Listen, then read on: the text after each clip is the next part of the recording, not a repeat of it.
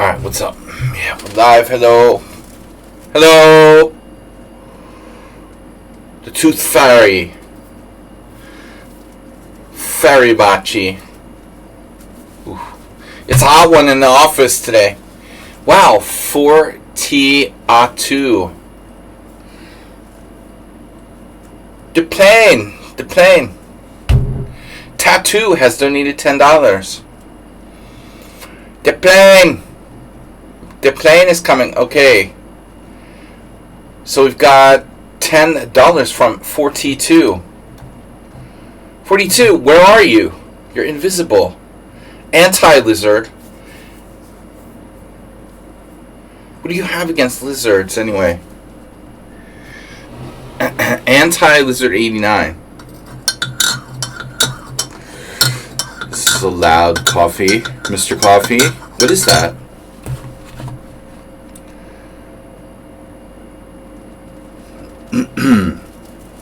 Alright, we've got Sparkle Horse, Sex Draw, Anti-Lizard, Astrobate. 42 is mysteriously just watching from YouTube or something. Let me check the YouTube channel.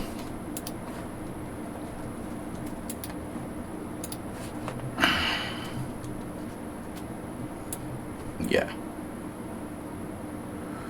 Interact.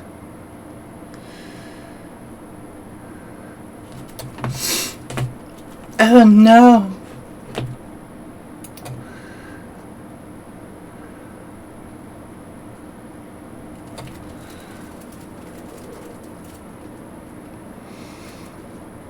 Thank you for donation. Keith Kumalo. I'm so old, I don't know who anyone is anymore. Okay, Sparkle Horse, Sexic Draw, Anti-Lizard, Dinakis, you mean your name? Astrobate, 42 is out there somewhere, and we're starting in 10 minutes. Well, actually 15 minutes. Almost 13.1 minutes. South African Wolf. Alright. Alright. Young player, I don't know, probably. We got time. This is 5 plus 3. Blitz, Arena, Casual. Let's see. Modified Tournament. Where's Pairings? Features. Wait. Oh, I guess it's just in Swiss as you can modify the pairings. Shit. That sucks. In Swiss I can modify the pairing, so I can make it so I just play Astrobate every single game. This is an arena. I can't do that. That sucks. Alright, never mind. So, I'm the best player in the world, and I am here to prove it. That's not too corny. Very, very 70s. Late 60s. Alright, Bobby Fischer. So, Drown the Clown. He thinks there's a pairings manipulator. I tried. Gonna ask why people follow CMs. Damn, dude. Sex Draw dissing on the CMs.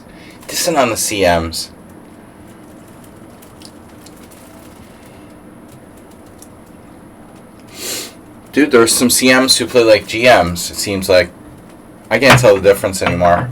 I've been solidly in FM for a while now, but I think I'm approaching CM level. We've gone from FM, we've gone from IM down to FM, and now I'm slowly. Although I think I might be underrated. I don't know if I should really be below FM level. I think I'm like a life FM.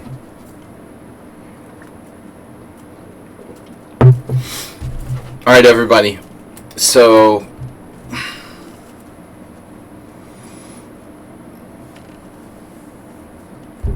what's up? What's the news? What's the word? The King's Leap was a medieval chess rule. They found evidence in the sunken continent of Zealand of pre-King's Leap moves being played. Sasek Draws, subscribe with Tier 1. Subscribe for 14 months. Please become the 1800 I am who doesn't care. That would be funny. It's not funny. It's not funny. I have friends like that. My friend who's like 70, 73 is 1800 now. I think he actually sold a lot of his rating points. He would really be... Most people, don't do that, but I do suspect he has actually sold games. He would really be like, I think, 2000. It's hard to be 1800 unless you're extremely old. Another suspicious character, of course, Ziatnov, Grandmaster, rated 2000. Then again, if you hang out in India and play in every tournament, you can get to 1800. It's not hard to do. Yeah, FIDE doesn't have a rating floor. Probably wouldn't be a bad idea to discourage people from... Actually, maybe it would encourage people to sell rating points, huh? Alright. Yeah, rating floor... Well, I think FIDE is deflated now, so rating floor might be a good suggestion. To decrease the amount of deflation that's becoming a problem.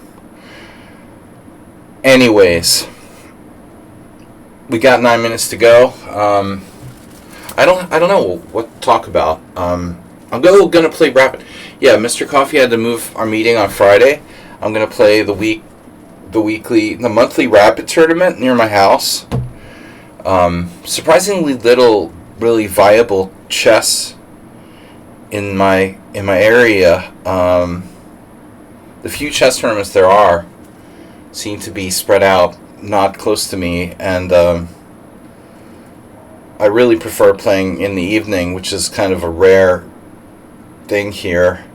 So all I can really do is play a Rapid tournament every month for now, and then we're going to take our donation money and go to presumably August in Chicxureta, in Transylvania. I haven't entered the tournament yet, but I plan to the later part of August. That's the plan anyway.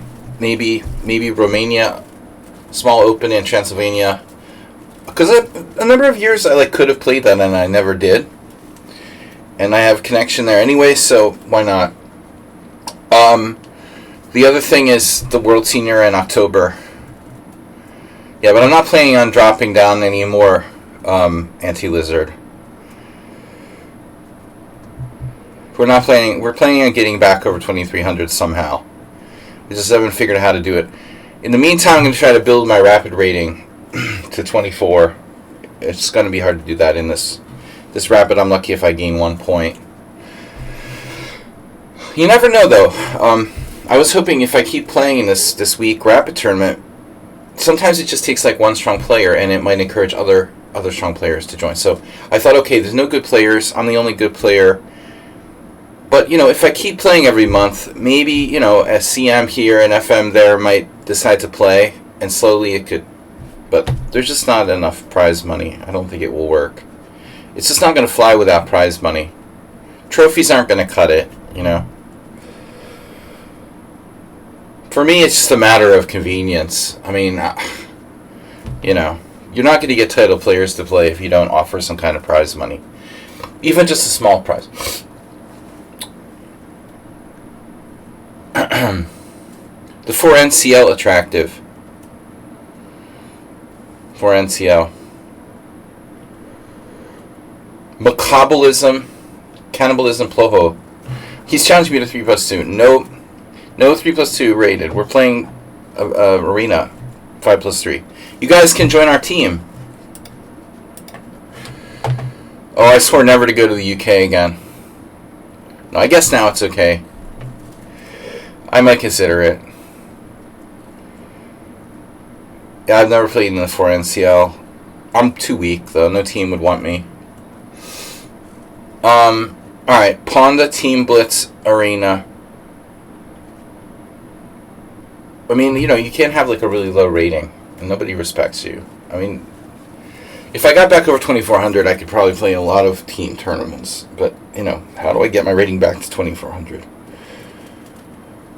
Around about high 2300s, maybe I could play in some leagues or something. Alright. I really should go to Austria. I mean, it seems like consistently the players there are like more overrated compared to here, and I've never played in Austria in the last 29 years. So, big mistake. It's right there, You want to gain rating points? Go to Austria. Berserk Day. Is it Berserk Day? Is Mr. Slow here? Go to a rich country and play chess. I'm like living in a poorer country. I mean, Hungary compared to Austria. Okay, do the math. Orban is the prime minister here. Hungary is what the United States will be in like 5 years when Trump is done. Okay. Kuze offered to join the club. Alright, you're in. More than 100 games. Yeah. So where is everybody? Senior moments. Oh, more senior tournaments. Yeah, they have senior tournaments, but I mean, okay. Maybe in Germany, maybe in Austria. Czech Republic. They might have a senior tournament, actually. Senior tournaments are good. The problem with senior tournaments, I came to realize, is that they're not ideal either, because everyone already lost all their rating points. I mean, it depends, though, where you go. If you had like a senior tournament in Hungary, it's like game over, man. Everybody's already lost all their points. But I guess if you had the senior tournament in like Austria, Germany, maybe there'd still be some people with some rating points left. You sent a club request. I did get a club request. So I still think it depends. Definitely better to play in senior moments. No annoying little kids. And no annoying little kids' parents who are the worst. The disgusting parents of those little brats. Love you guys. Saxai Draw has tip 606. 666. Kuze is in. Where is everybody? We're late. Yeah, no little kids. None of their parents like camping with their little lunch boxes all around the chess tournament. It's awesome. Senior tournaments are awesome.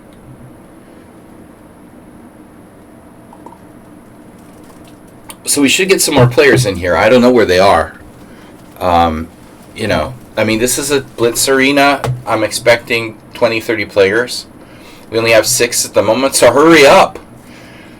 If you're watching, get in the tournament. Feels like there's some regulars that aren't here. Mr. Coffee's not. Mr. Coffee's working. I assume Mr. Slow's not here.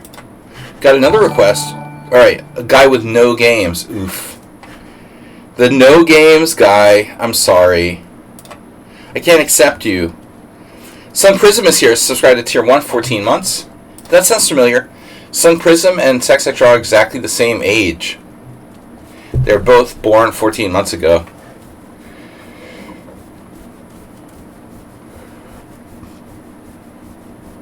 Yeah, there's a lot of people are going to join. But we never start with just 6. It's kind of weird. And usually the faster tide controls attract more people. I was expecting like 12, 14 players, and we only have 6 to start, which is unheard of. My advertising just isn't what it used to be. See, they know my rating has dropped down, so no one cares anymore. No one loves me anymore because I'm FM rating level. I don't get any respect.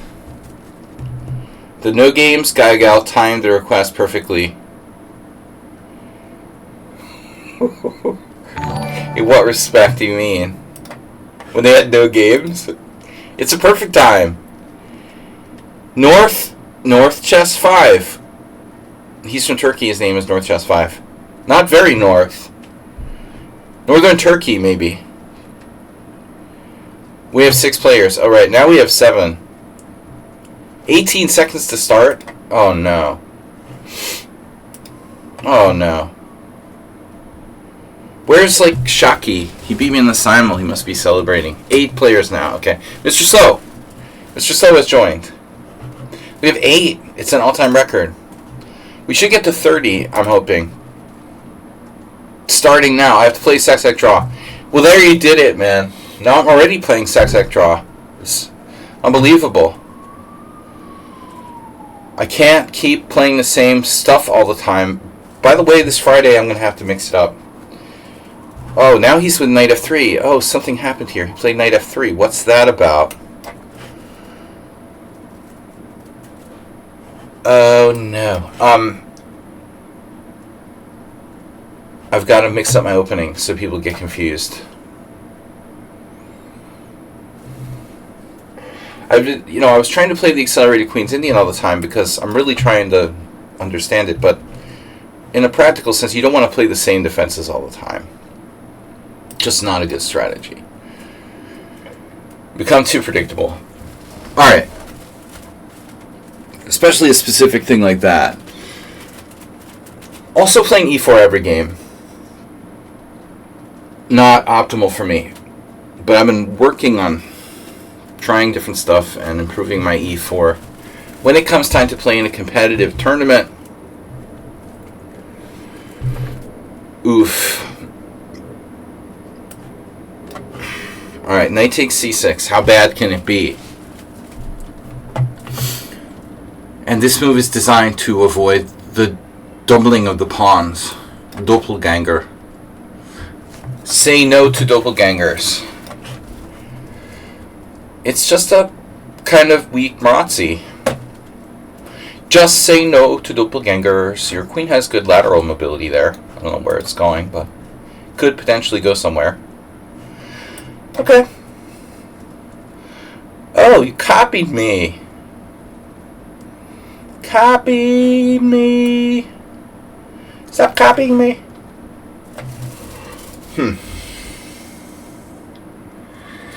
He's so fast. Now I can win a pawn. Estimate we're going to need a permission slip. We're going to need a permission slip for this. I don't know about that, man. It's a whole pawn, but it gives him the initiative. It's very tempting. You have an alternative. No. Well, anyway, this is fast blitz, so we can't screw around. I'm not taking the pawn. I don't want to give him a darts for bishop just like that without damaging his pawn structure.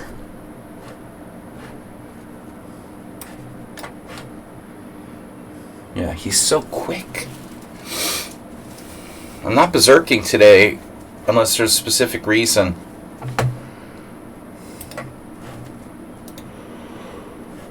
So, definitely my first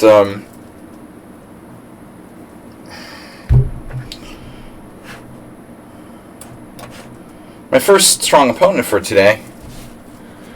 I played some offhand games. Sack Sack Draw, just a very practical player, seemingly.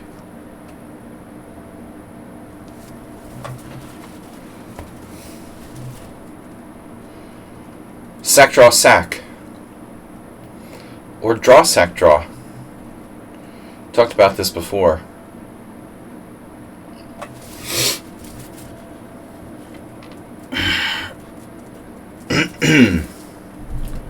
Bishop lurking on h4.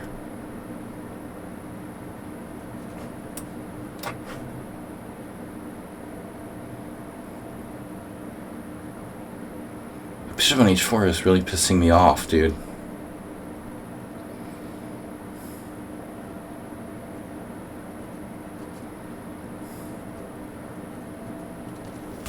Tie me down to e7. I can't play e6. c5 is weak. Now f3, unexpected.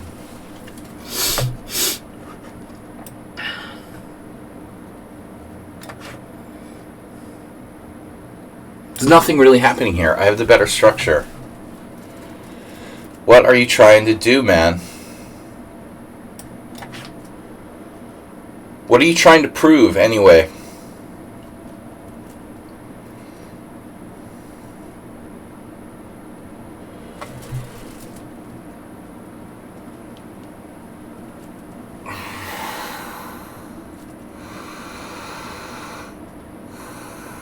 I just fed my guinea pigs a bunch of peppers, and now my hands, I just realized, are completely covered with very strong pepper smell. Alright. I don't know a better way to do this. Let's just do it.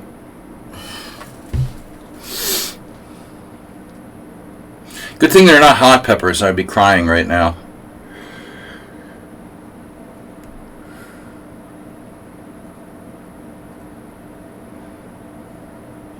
No games. Can I join your team? I have no games. Cheese Noob's in first place already. Drown the Clown with a late entry.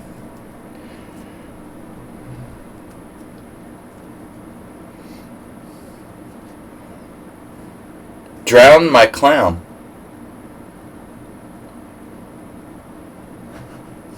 Michael Drown Clown. Oh no.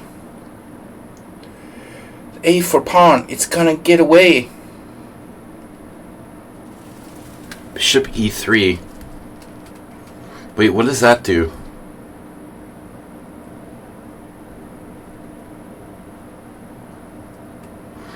Am I threatening anything? Because I'm really unsure.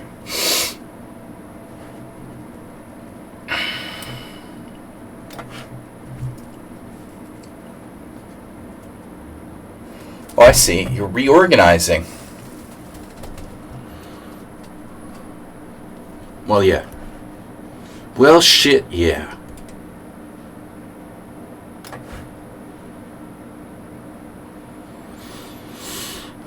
He's got the geometric thing going on. Pieces in spots. Spotted pieces. Piece parts. So if you go there, I go there. You go there, I go there. You go there, I go there. Yeah, it looks good. I'm threatening nothing, apparently. Well, maybe I could just play rook a8, and we'll triple up on Mr. A pawn. This is the inherent problem with his opening. But he had a chance to play knight d5 earlier. Wait a second. Alright. Alright.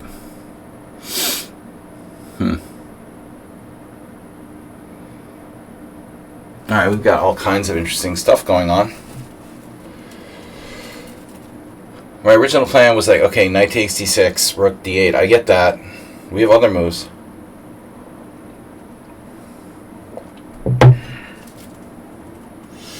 Knight d4, he changed his mind. Alright. Who can blame him? Bree. What am I doing here, man? Man!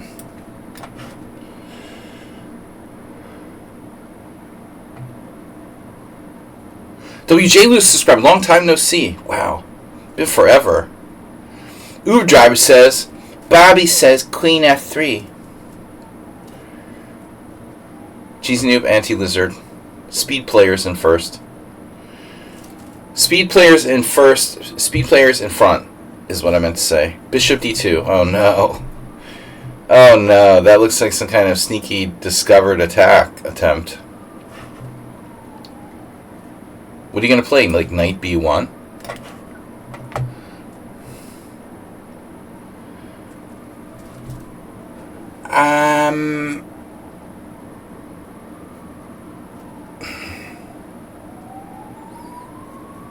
The ambulance is coming. WJ. Yeah, you stream when I'm at work. Oh man, that work stuff. It'll get you every time. Oh, that freaking work stuff again. Wait, I have knight b3.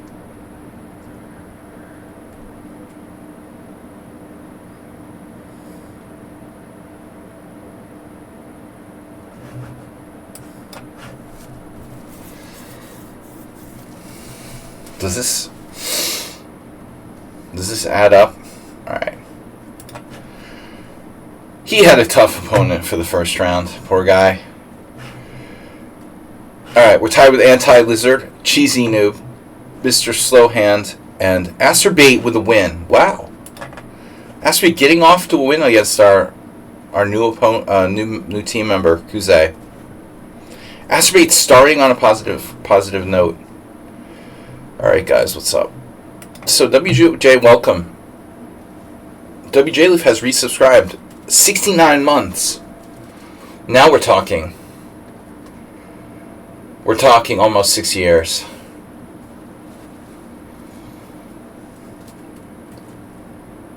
To be honest, you tried being independently wealthy? I can't say I ever really gave it an honest effort. I've never tried being independently wealthy. Damn. I never really gave it a serious try. Guys, can I go back here? Where is our Pawnda Blitz team right now? Alright. So Anti-Lizard playing white against Cheesy Noob. Anti-Lizard with... Oh, is that me? No. Anti-Lizard with, Oh, Cheesy Noob's berserking, Anti-Lizard not. What's that about? Anti-Lizard strategically not berserking.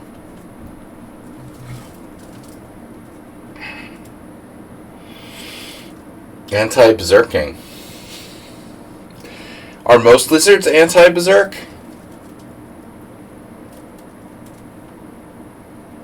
Turtles and other, slower mammals.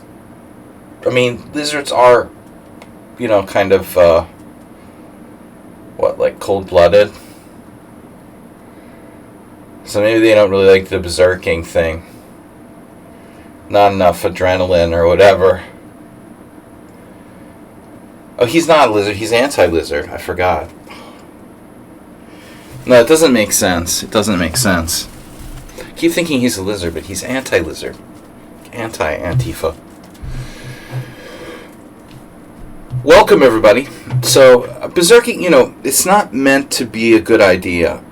I'll tell you. I'm leaving the berserk in for people who really love doing that, but it's not a great strategy because there's an increment. Cheese Noob got caught in the blender. Ugh. Yep. See, that's what happens when you berserk. Cheese Noob got blended with Bishop D4. Ops color bishops. Can be dynamic. Alright. I'm white. 5 plus 3.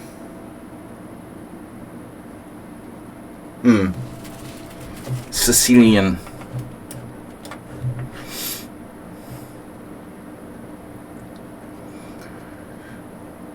Zar Siciliae. Vedem.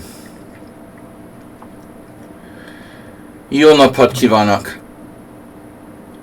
We should try streaming in Hungarian. That would be funny. For amusement. Of course, we have almost no Hungarian viewers usually. I have a few. They haven't been around lately. Maybe that's because I'm not streaming in Hungarian enough, huh? Does the increment get halved too? There's no increment when you berserk. Yeah, it's not halved. It's gone. Yeah, it's insane to berserk. I would only do that if it was absolutely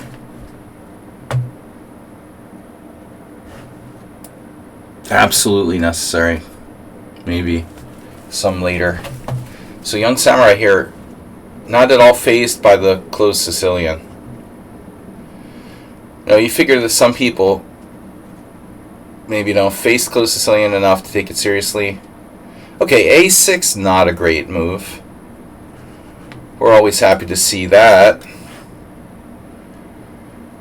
Anyway, a6 pointless. You know, really, you should just play rook b8.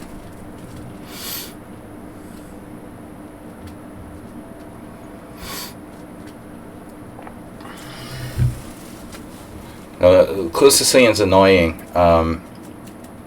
When I'm black, I've been kind of messing around with using close Sicilian move order, like Morales does.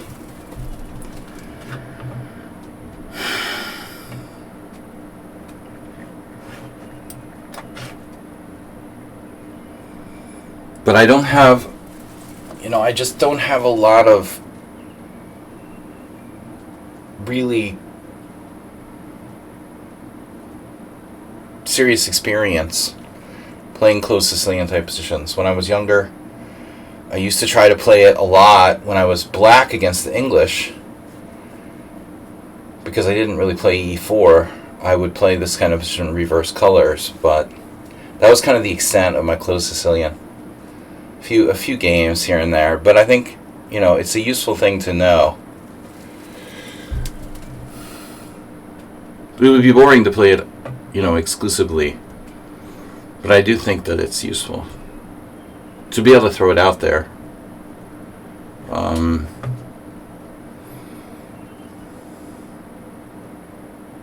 So he's playing very patiently.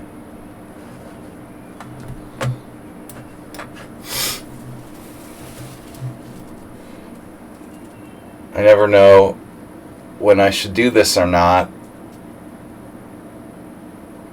You don't know about all that big brain stuff. The big brain close Sicilian subtleties.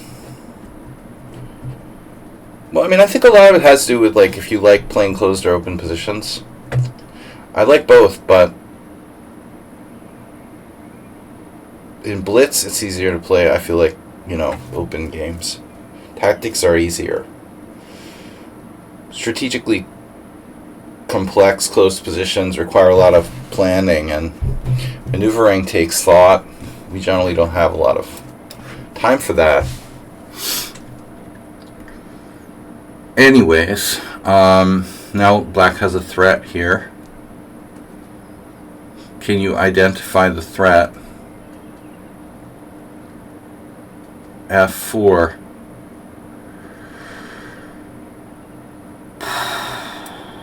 White has a threat too. I just noticed. It's not so simple. This is not winning a piece yet. Not even clear if this is good or not. He was starting bishop takes h3. Bishop takes h3, knight f3 check. Always a trap when these pieces are in forking distance. So f4 is simply a defensive move. Double-breasted. I'm double-breasted. Why does my camera look so... It's so yellow in this room. Yellow lampshade. It's kind of a yellow lampshade. It's been yellowed. I think it was always kind of yellow. We need a cooler light here. We need one of these, oh, h6. Aha. Not what I expected. Why not f6?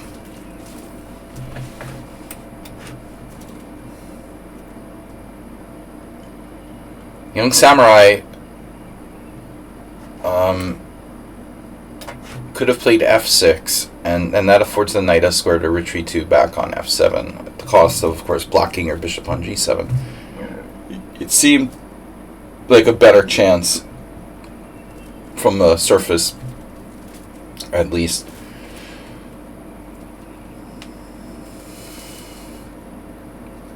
You like the Ross Limo? You started playing a little before... Oof. Wait, you started playing a little before the 2018 World Championship?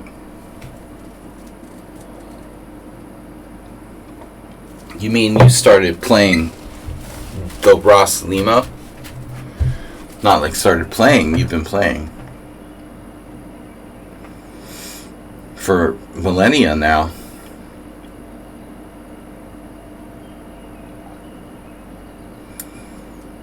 Voluntarily retreating the knight to g6. What's that about?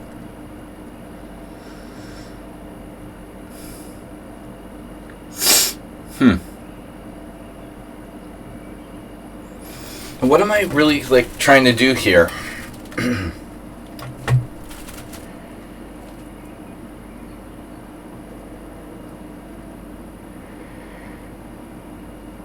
Well, we've got clearly superior position. We're up a pawn. His king has lost its pawn cover. More space, but still it's not easy to break through. King h7. Now that's preventing bishop h6.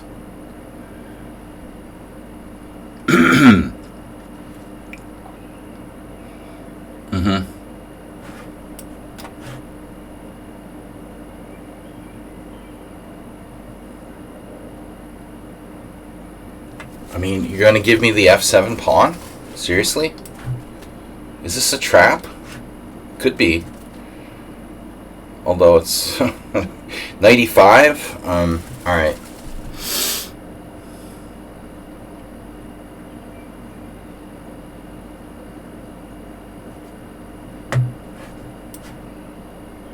Well, I guess I can defend Mr. Rook. But anyway, Mr. Rook will need a place to go. So I've got serious stress against that square. I can always play h4. I can play a lot of things. Queen c8, triple attacking h3.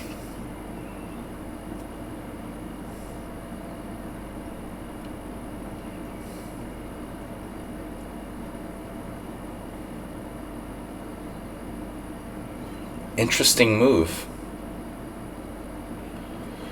That's an interesting move you've got there. Charming. Right.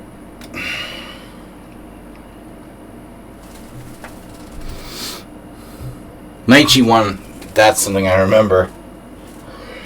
Or g8 from the closed Sicilian. Often a problem piece that boy. That knight on e2 or e7 is so typically awkwardly placed. Going back to g8 is a common maneuver. Now he has to sack a rook. He's lost. Presumably lost. Down a rook after rook takes h3. Seems like anything else is worse than that because a bishop e6 is totally crushing.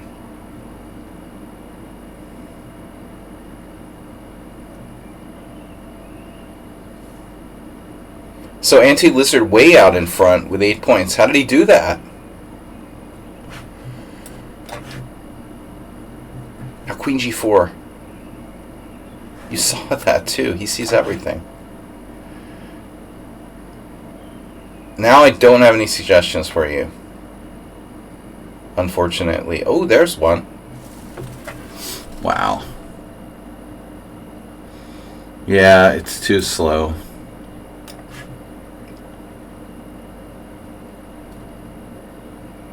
Nefedov is here. Alright, everyone arriving, sooner or later. Nefedov's always late. He was born late.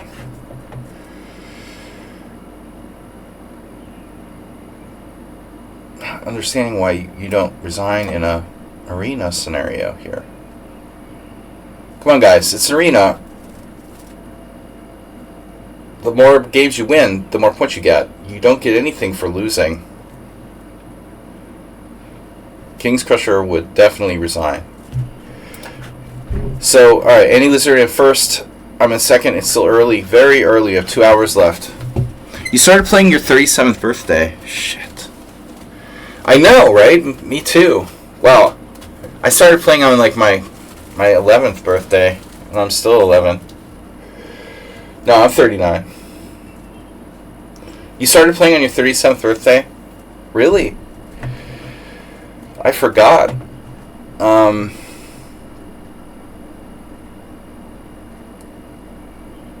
Pre-pandemic learner. Acerbate.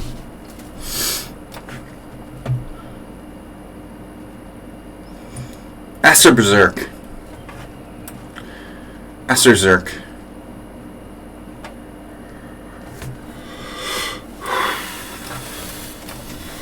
Hypertrain. You're hypertrained. Oh no, he reacted.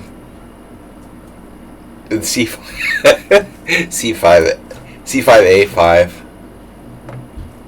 How bad can it be? Anti-Baudelaire.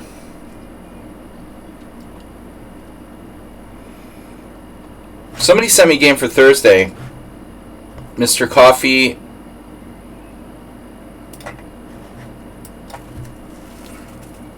Don't let me forget. Yeah. If it wasn't for A5, I'd like your position.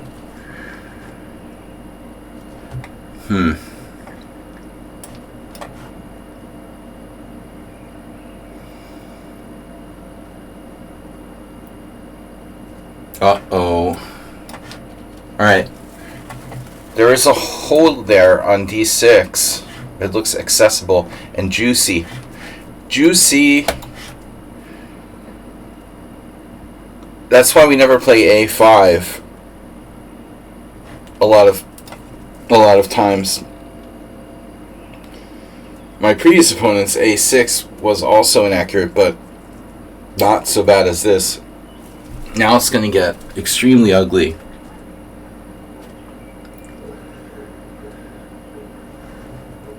Provoke. Are you going to win a piece with some trick? No. D5. Beep. Beep. Alright, we have target in our sights. The 4. Where's 44? 44 just came and went. It's his favorite number. He came and went, dropping $10 on his way into the stream. Is 44 here? Do I have to worry about D5? No? Okay. Where do I put the bishop?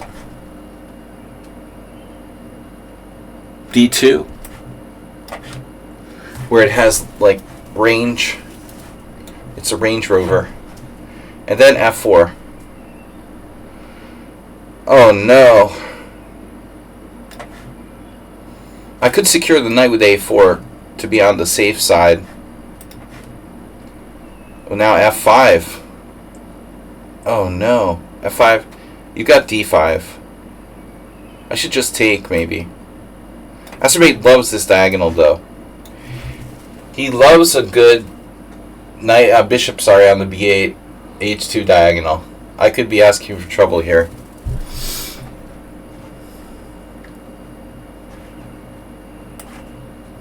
This is really greedy. Greedy and effective. Greedy and best. I'm surprised he hasn't played D5 yet. You started because dementia runs in your family. Wow.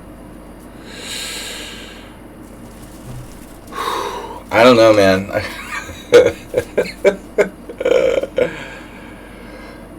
I'd probably be like a drooling idiot if I didn't play chess then, according to that theory.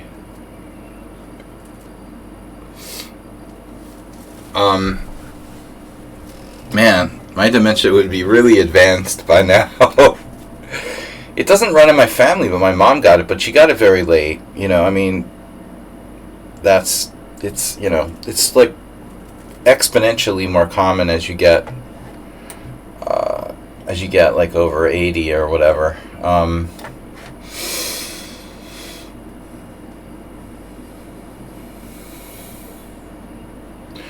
But no, all jokes aside, I feel the brain fog. But that's probably just the alcohol and the other things that I've done to destroy my brain. Not necessarily dementia. Just, you know what's really important also, WJ Loof? That you get that you get like proper sleep. Because sleep is the time when your body like repairs itself, and they're learning more and more about it. But one of the biggest causes an increase of dementia is people like not getting quality sleep in their, I guess, older age. There's always this old wives' tale that older people need less sleep or something. And that sort of, I think, was conducive to the whole problem. Alright, so you need that sleep. I had really good sleep last night. I had fantastic lucid dreams. If I'm lucky, like once or twice a week, I'll get, very deep sleep. And it still doesn't help. Chessman5766. Alright. I find it's better not to play e4, e5 if we're playing for a win. Every game's a Sicilian. Grand prize.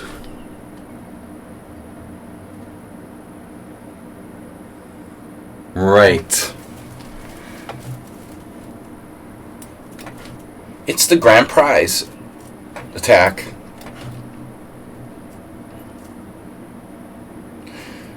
You really consciously started chess? I didn't know that you consciously started it because it was like anti-dementia. Brain training. Yeah, it's interesting. It only applies at the lower levels, apparently. It's not helping my brain at all.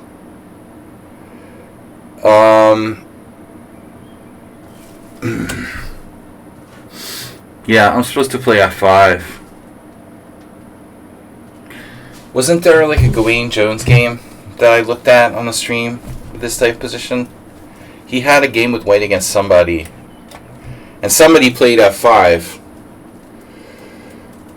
The National Library of Medicine has a collection of all 216 articles related to memory, diseases, and chess. Nice.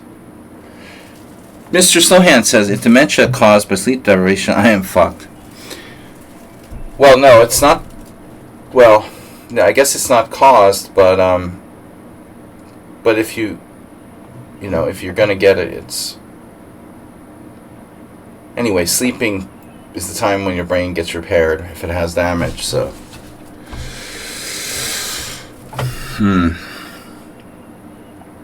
Queen U1. Well, alright. I got in the f5. No f5. No f5 for you. No bishop on that diagonal. No, space. No bishop h6. Bye-bye. Notice? I talked about the 4. I draw the 4. That's the retarded looking 4. I definitely have dementia. But, you're not getting an f5, bro. And you're not getting your Grand Prix attack. Now it's white square me. Yeah. Time for me. This is me time. That's my light square diagonal now, bro. This is the problem. Now we have the Asterbait maneuver. Rook a7 and lateral defense. The lateral defense fund.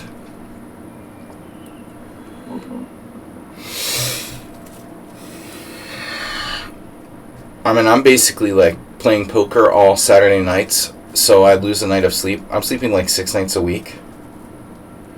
And I really need the extra sleep.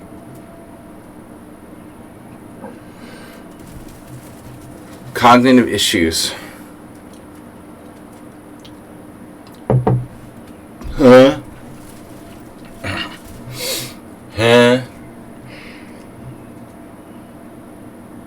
I've always loved sleeping. I have a weakness for sleeping.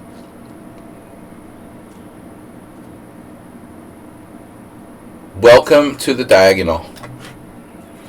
We love you, diagonal. Now there's the maneuver again. Knight e2, g1. Now everybody wants to get on this diagonal. Now, what I might want to do is play for g5.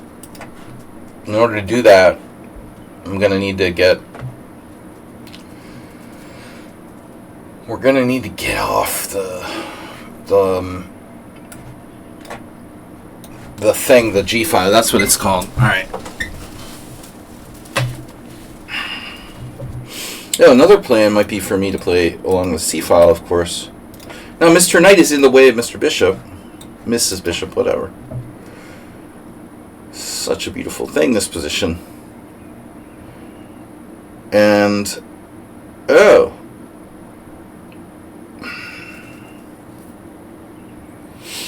Minor issue.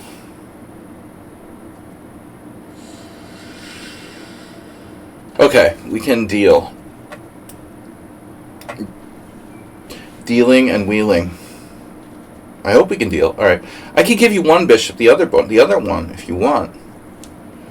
I don't have a problem with giving up one of them. On the other hand, I don't have to. Well, it's simpler. Simpler to wheel and deal for that one. Get out. You can leave now. Not all bishops were created equal. Some bishops are more equal than others.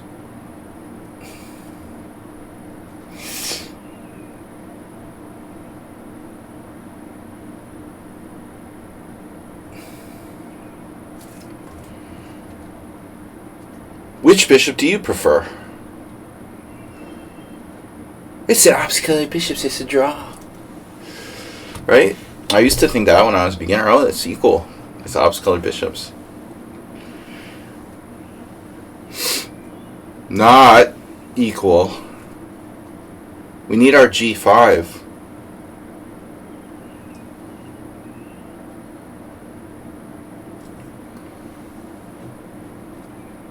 And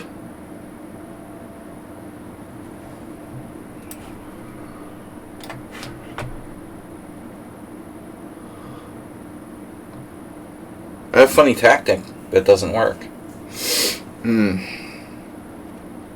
Queen h4, knight f4. No, that doesn't work. I wish it worked. It almost works. One is like a 3 out of 5. Yeah, this light square bishop is worth like exactly 3.5 pawns. And the other one is worth like 2.5. Probably. Approximately. Relative values of bishops. G5 is seriously oof. Almost an oof here.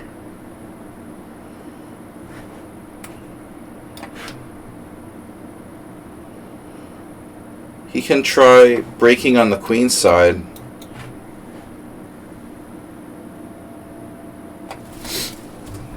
I'm a little one track focused here. Maybe I should have taken some preemptive measures, some prophylactic measures there. Okay. So you want to trade queens. Yeah, I know. Alright, knight f4, it still doesn't work. Knight f4, queen f4. It almost works this time. It might work. Knight f4, queen f4, g5. That's a neat trick. Knight f4, bishop f4, bishop f3. Well, it works well enough, I guess. Knight f4, bishop f4. Knight f4, queen f4, g5, queen g3, f4.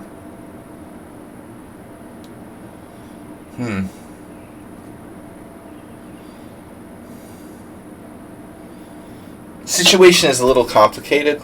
I might be sacrificing a piece here. Maybe I didn't calculate this enough. F4, G5. F4, Queen H3. It's very awkward for white, but that might hold for him. It's really pissing me off. Wow. Damn. Looks suicidal. Queen F4. G5, Queen G3. Oh, I didn't see that one. Oh my god. I didn't see that one. That's alright. Not a problem.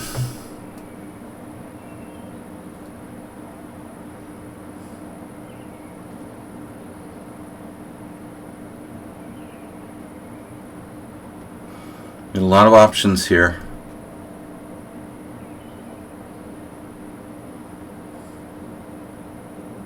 Would be a pity to trade my bishop off. So, pity the man, pity the fool. Knight H3.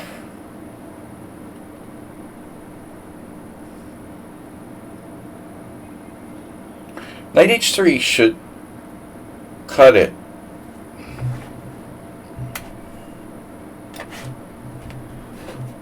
No?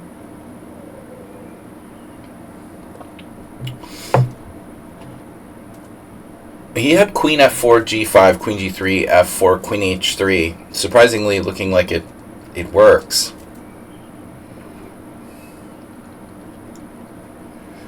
I'm not sure about the final position there.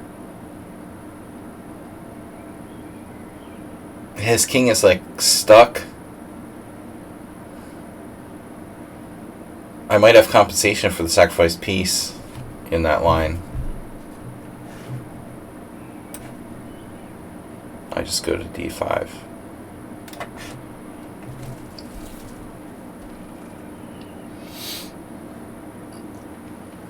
An unpleasant situation for white. Yes. Now his queen, alright. Yeah, I don't like having to trade this, but I guess I could move my rook instead. Lose our B pawn if we do that.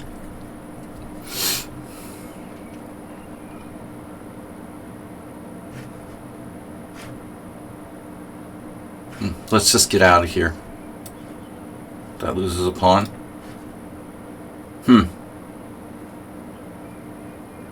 Alright, we gotta rescue our knight.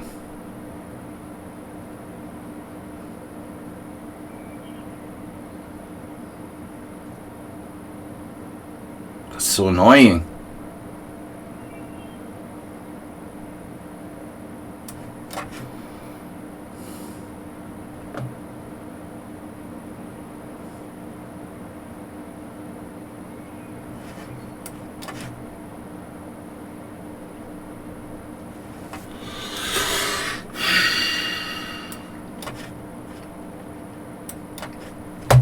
I don't know now.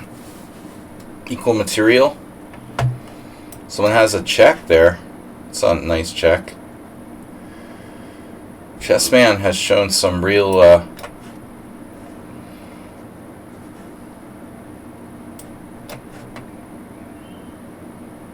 survival skills here.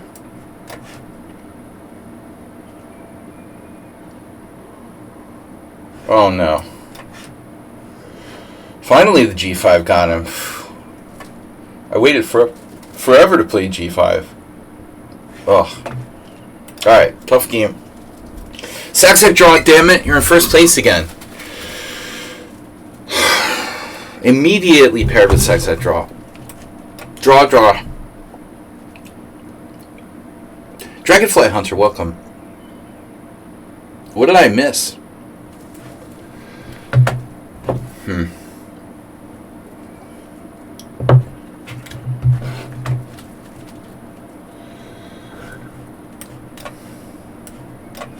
E4, E5 from Sec draw? What's that? Suspicious.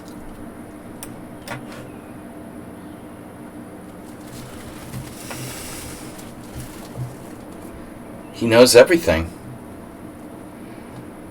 I didn't know you played E4, E5 now.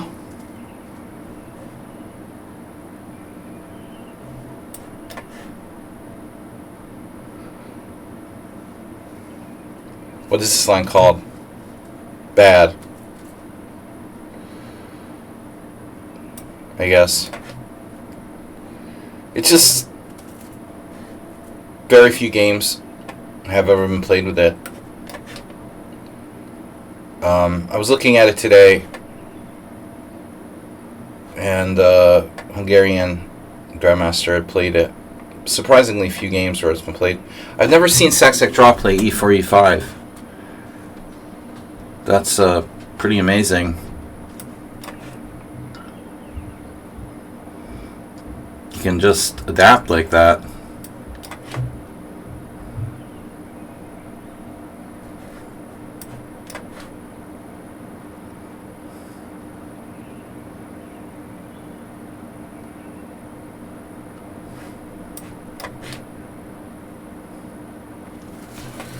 He's playing perfectly, using no time.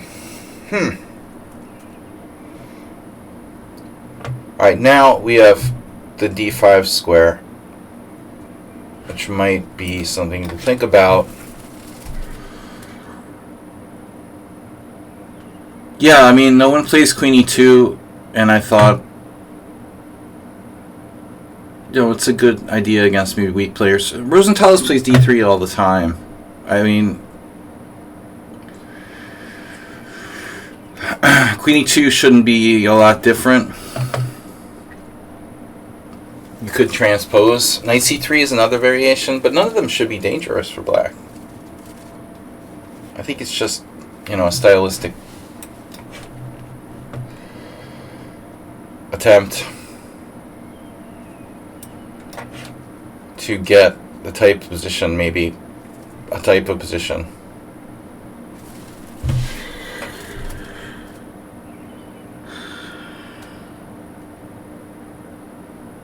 I don't understand how he's so fast.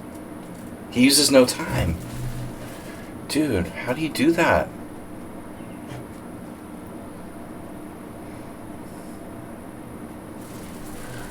How does he use so little time for his games, bro?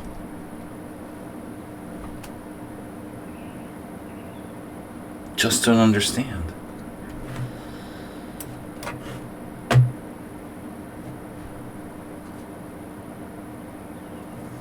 I don't understand how he plays so fast.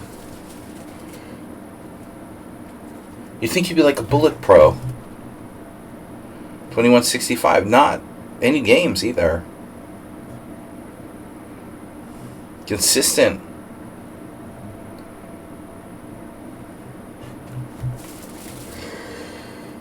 He's annoyingly quick, you know, he just doesn't use his time.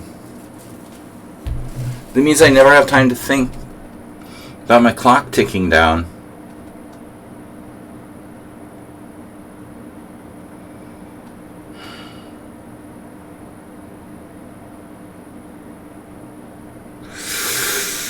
Alright, we have something. A new friend. You have a friend in me. You have a friend in me. You're a friend in Jesus. A new friend. You have a new friend. Okay, Queen H5. H6. Creating more weaknesses. Now we'll see the flaw in his ointment. You know, the not thinking has a drawback. You know, sometimes you don't think, and by not thinking, you maybe don't consider all the possibilities, right? Yet he's still okay. He's still okay, even without thinking. Unbelievable, but true. Jesus Christ. Boom. Yeah, he saw that. I knew he would see it. I don't know if it helps my position. Oh, you saw that too. He sees everything. Knight f4. Why would I want to play knight f4?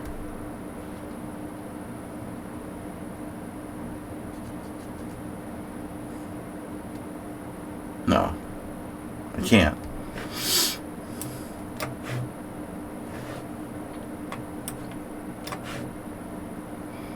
Pre-mover. He has a minute and a half more than me. You buy good moves with time.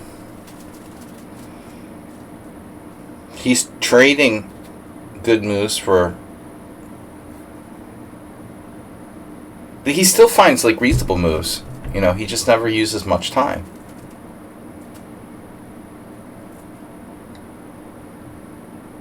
Well, I want to see more blunders from opponents who do that.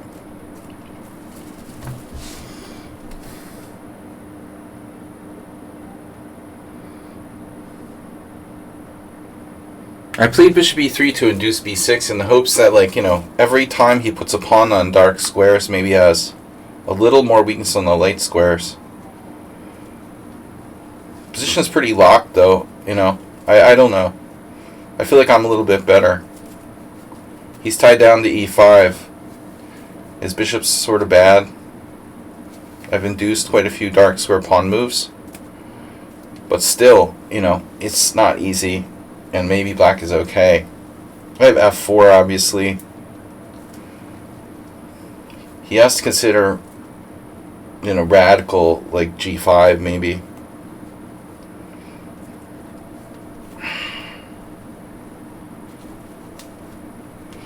Distinction between good and reasonable is how great. Yeah, I mean, I know I use too much time in all time controls, in all forms of chess. But I think part of that is like being inactive. If I played every day, if I played tournaments every day, like I used to,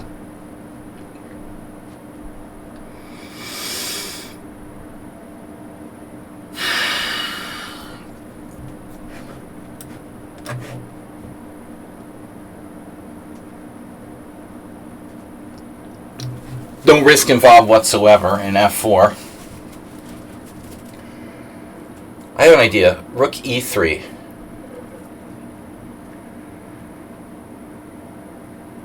Terrible idea. Yeah, see, he's fine again. Oh no, wait, he's double pinned. So maybe rook e3 is okay. He's doubly pinned. Rook e2 may be safer.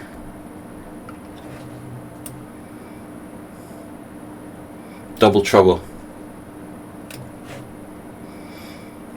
He can't play e takes f4 for two reasons. The pawn's pinned to his queen and the pawn's pinned to his rook.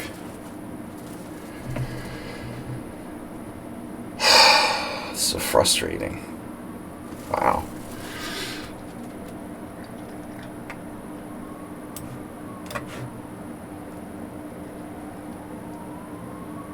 It's freaky. Just freaky.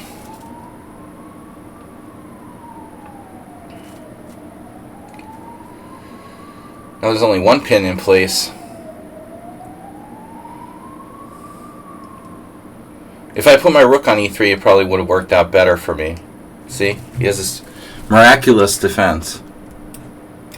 What a miracle. Just happened to have that.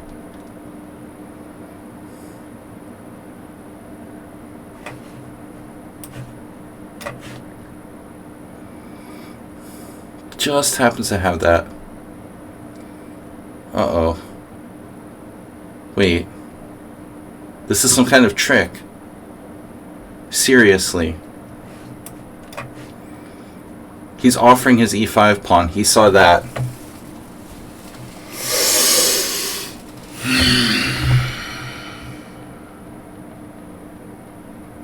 Hanging pawns, bro. Love the hanging pawns.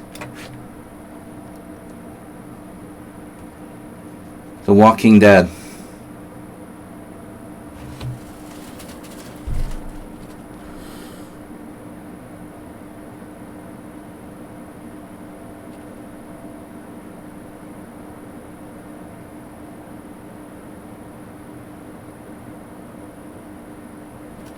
Wow. King G6. Why not?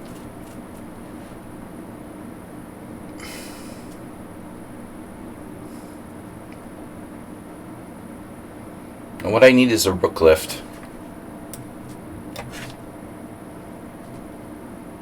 You'll have like H4, right? And it'll prevent me from playing rook G3.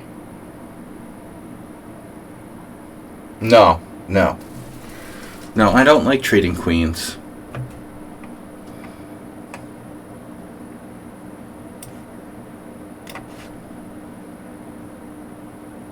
What? Wow. That's his way of preventing. Nice.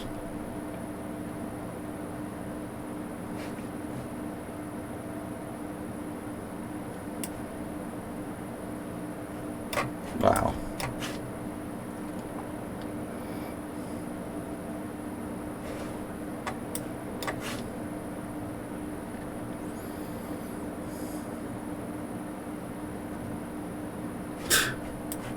Unbelievable.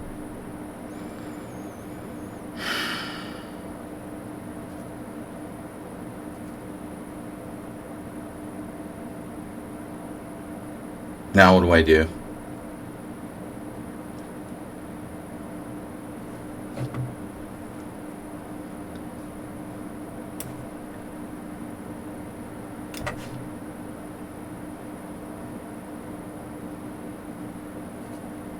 This guy's unbelievable.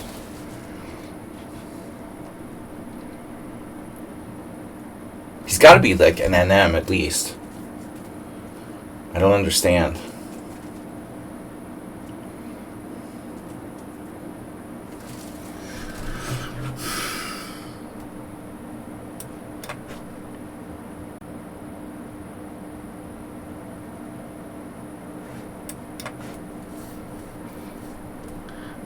I just want to play like G3 or something. I can't win.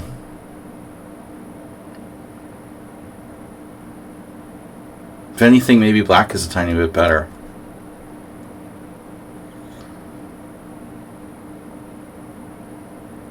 Look at this game.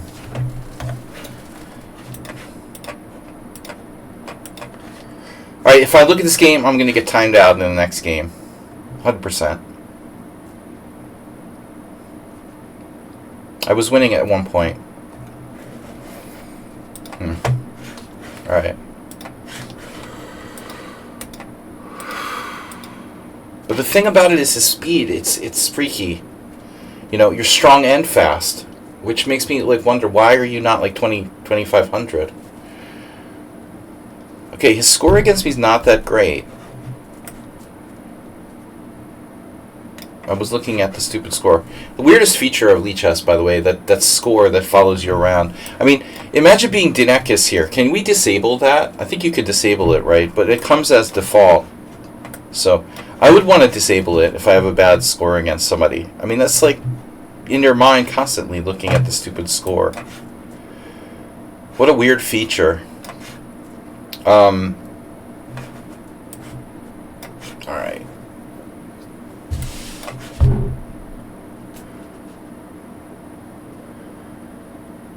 Yeah, I mean, I don't deserve to win that game, although I did have an advantage at some point there.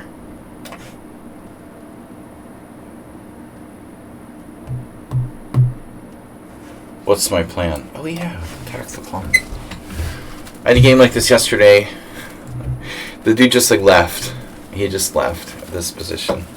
Or, you know, similar. Yeah, obviously you have to play F3. What else are you going to do? When in doubt, just leave. It's cool.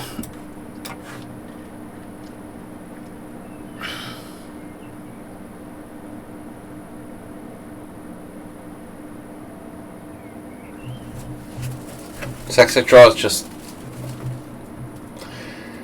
Yeah, you can't beat people with the exchange Roy Lopez. I mean, it's a solid setup, but it's not a good idea to... Not a good idea to play that. I just happened to be playing it lately, like here and there, so I thought I'd throw it out there. But after queen e2, f6, black is fine. You know, the exchange where Lopez doesn't promise white any advantage. I mean, it's just something you play against certain players and hope they don't have a good understanding of it. It's not supposed to be good for white. Fischer eventually gave up playing it, right? When he was younger. No, I think it's just something I like experimenting with, but it's not really good.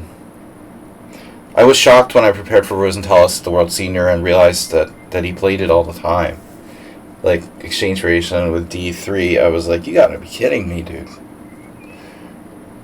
But he has such solid style, he would just reach equal positions and then, you know, try to outplay people.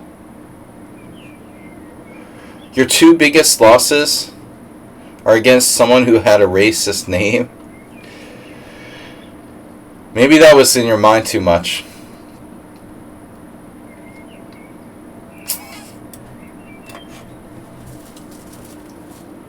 The advantage of having racist names. A psychological advantage of racist names.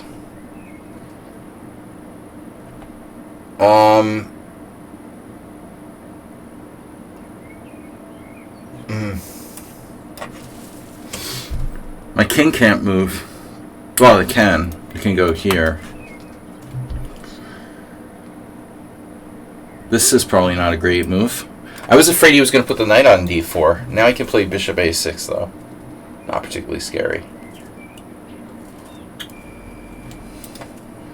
Dunekis plays way too fast. I don't know why, but it's consistently something he does that's not good. His time management is atrocious. You know, whereas like if you take some guy like I just played sac draw, his time management isn't quite as bad. With Dunekis, it's like really exaggerated. He just plays ridiculously fast. Sac draw just plays quick. It's like a quick. He does take time, but only if necessary, and it's usually even then, you know, just a limited amount of time is used. Like a practical quickness. Bill Kelleher used to be like that. He didn't seem like he was playing that fast, but he never really used much time, you know. Deceptively fast.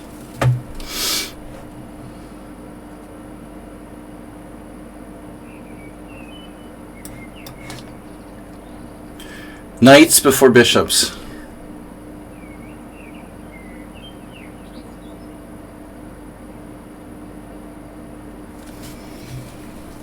Do we have a theme today? Yeah, if you're thinking about that, WJ Loof, that means it probably affected you. I try to not pay attention to my opponent's names at all if possible. The Zen mode's a good idea. If you're not using Zen mode, you probably should. It's probably better not to think about your opponent's rating or their name.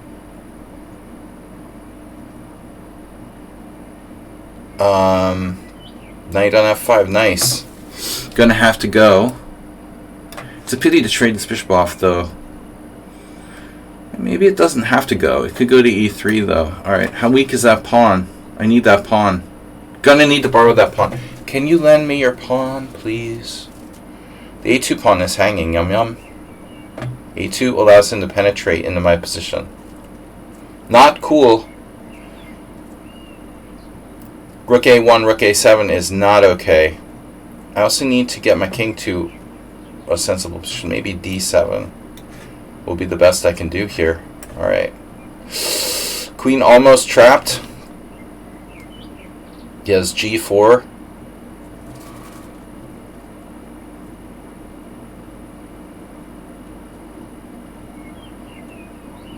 Rook b4, queen a2. g4, h5, h3,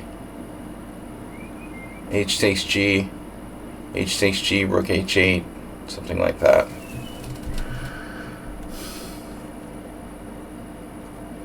You're mixed race, so yeah, it bothers me. Yeah, don't.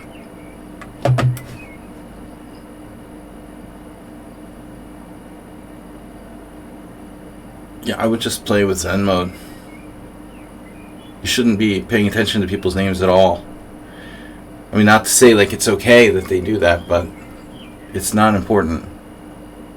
It shouldn't be something you think about at all. Alright. I'm gonna take the pawn.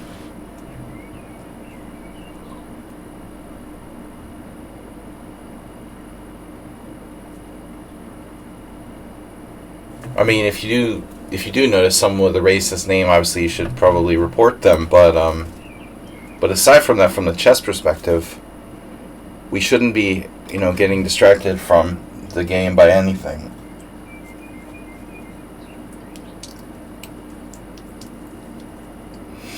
And I find that oftentimes, I look for sort of, reasons to be distracted. This is e7 is a mate. I have queen a5, queen b8, check. Oops. King f8.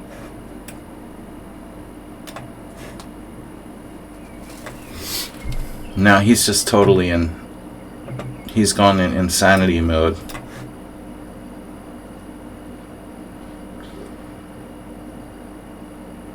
I guess I should take... No, he wants to do this. I see. Yeah, taking on h4 is a really good idea. It's like I self-mate myself. You know how things like annoy you? I find a lot of things annoy me, and then I realize it's me. I shouldn't let stuff bother me.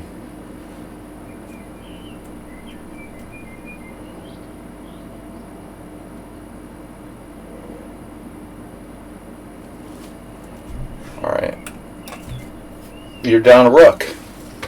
Extra rook. Yeah.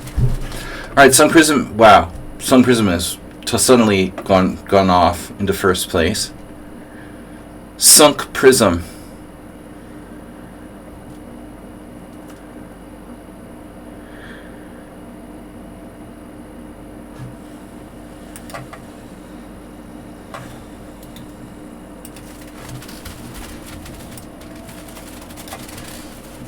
Clear rook up.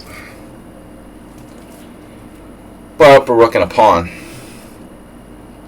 Rook and pawn for... No. Rook and knight and pawn. Rook and knight and pawn for a bishop. That's kind of a serious material advantage. A rook, knight, and pawn for a bishop is +6. I don't know, Dinekis just kind of freaked out and sacked a rook instead of, playing carefully.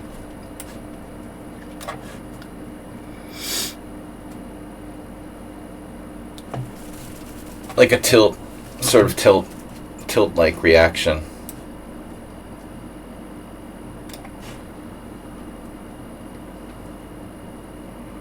I think the advice is just never tilt.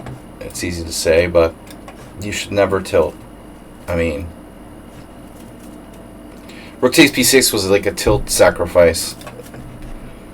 We see a lot of tilt sacrifices for Masturbate when he gets a little frustrated.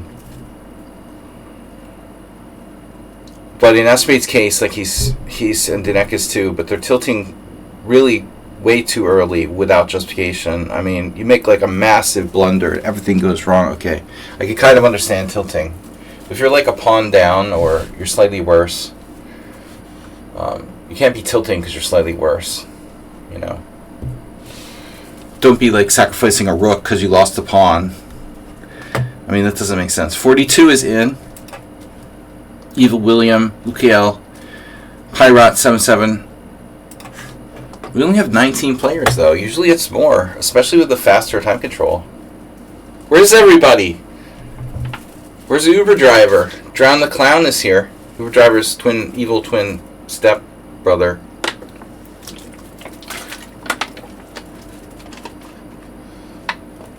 Wow. Chessman just spiked a... Ooh. What's going on there? Wait, check, queen d2. What's happening in that? That's a French. Queen takes d6. It's like Chessman has a chance. Wow. They're actually pretty close in rating. So what did Sun Prism do? He started slow, losing some good players, beat Asterbait.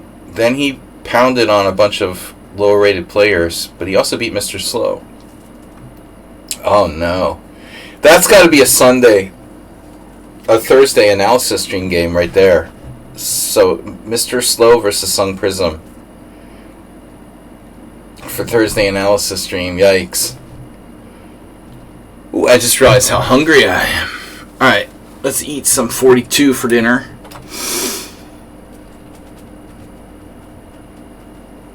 Every game is a Sicilian. If I play random people, it's always e5. Okay, no, it's not true. I had this. Yeah, we had the exchange Roy Lopez. That was a disaster. Please play. Yeah, I can't control, unfortunately. My monitor's not straight. I just...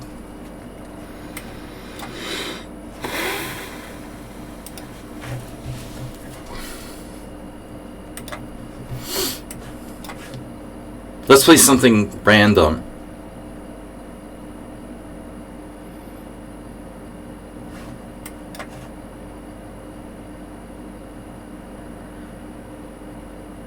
The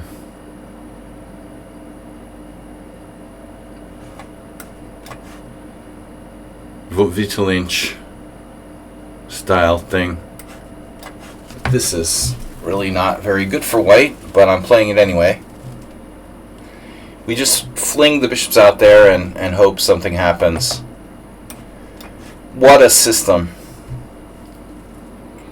I was going to castle kingside and then I changed my mind.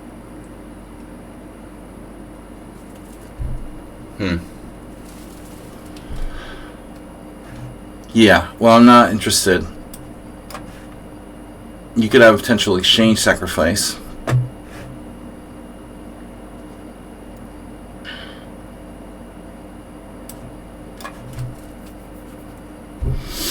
No, you don't say. You don't say. Okay, b5. I basically never ever played this type of system, but I decided to try something different. Calling it a system is pretty vague. Anyway, I'm wondering here about bishop f6, bishop f6, rook takes d6, bishop takes c3. And screw you, like, I'll just pile up on your bishop. Nothing personal. No, he didn't even think about taking the other way. I also have e5. Whoa.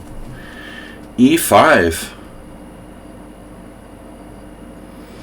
e5 takes, knight takes, bishop takes, queen takes. It's nothing special. Rook takes d6 looks more enterprising. So the idea is if he takes on c3, I don't recapture. I double up on d7 instead. He has a defense to that. 42 also in the category of plays too fast. Here's the things that people do wrong, right? They play too fast. They tend to not calculate. Tilt. What are the most common mistakes we make, right? Here's another move I can ignore. No, I can't because of knight c5. Okay. We're not ignoring that. I'm not ignoring you.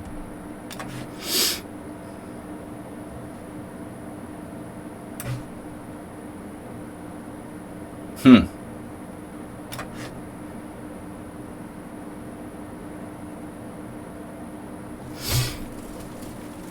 not ignoring you. They play too aggressively. That's the other common flaw. I think in most players. Chess Riddle. Just got the treatment. I got your back. Oh. You got him? Sun Prism is in first place now. Nice job, Anti-Lizard. Collaborating. Collaborators. So what's the problem? Just a pawn. No big deal.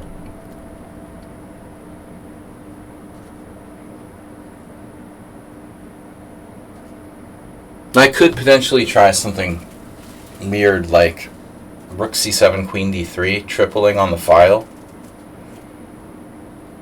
But I think that Black probably has a strong answer to that.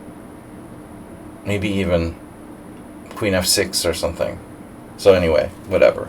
Alright, so here should I play E5? Or Rook takes D7 first. Rook takes D7 first. Where is he going?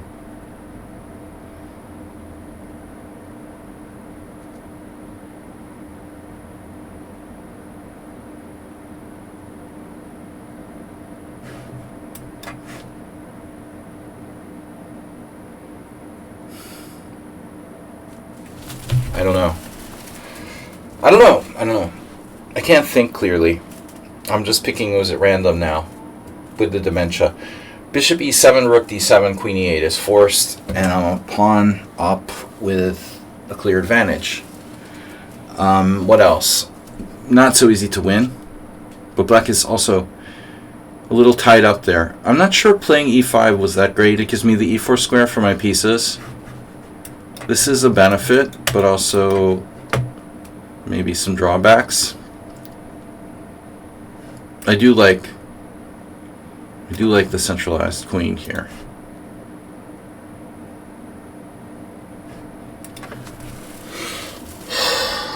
Uh-huh. Alright. So I was wondering if he might try like Bishop C5 at some point.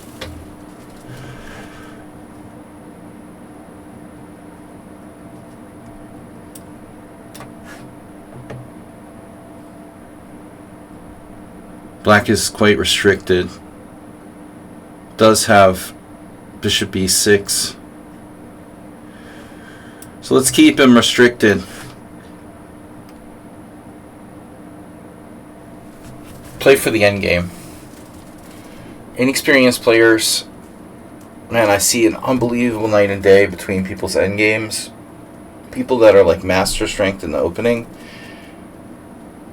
they'll play like masters and then they're just awful in endgames. It's unbelievable. It's unbelievable how good people can get while having literally no idea how to play endgames. I mean, how good they can get. It's incredible. They're nearly master strength and have no clue about the most fundamental, basic king and pawning game ever. It's crazy. I can't imagine what happens when people go to tournaments like that. Their entire game is like master strength, except for the fact that they're 1200 in endgames. I mean, there must be like,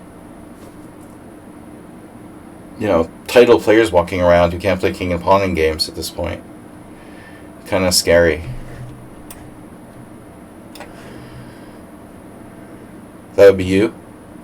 I don't believe you're that bad. I mean, it's natural for like the endgame to be the weakest part of many people's games, but I'm talking like they don't know anything. They go straight into the lost king and pawning game from a draw and rook ending. Now all my pawns are on the wrong color. Over here, they could potentially be attacked by a bishop. But the good thing is they're all in one chain, and you have to attack the base. Oh no. Oh no. No. That wasn't good. Well, at least, you know, you didn't suffer long. 42. That's a nice streak starter Sun Prism got. The draw with Sextech Draw. Ooh, Sextech Draw lost 2. He lost to... What? Oh, he got 0 points for a draw with Drown the Clown. Haha. A 0-point draw. Oh no. So Drown the Clown's going around offering draws again. Nice draw. D-Neckis again. Alright, something interesting this time. We had a crazy Kraken. Does anybody know... I have a random question. Does anybody know if the fried liver is sound for black? I always assumed it was like losing. But then like yesterday, I had a game where it made me like question how unsound is the black side of the fried liver. Maybe it's okay.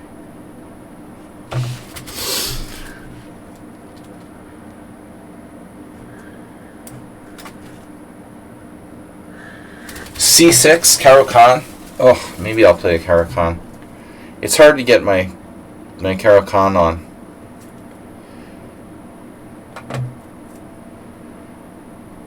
Fried liver. Oh, C6 in the fried liver for black. Well, move 11 claimed that like Sham Sankland. Thank you. I mean, I didn't know, you know, like people are starting to play the fried liver with black, like it's a real thing. I always assumed it was just like refuted. What do I know? This is a little concerning now. Alright. Watch out for the Greek gift sacrifice. He's Greek. Here it comes. Bishop takes h7. Greek gift sacrifice. Scam Shanklin. Nah, I don't like Sam Shanklin, but he's not a scammer. I mean, I'll give him credit at least for that. He's you know,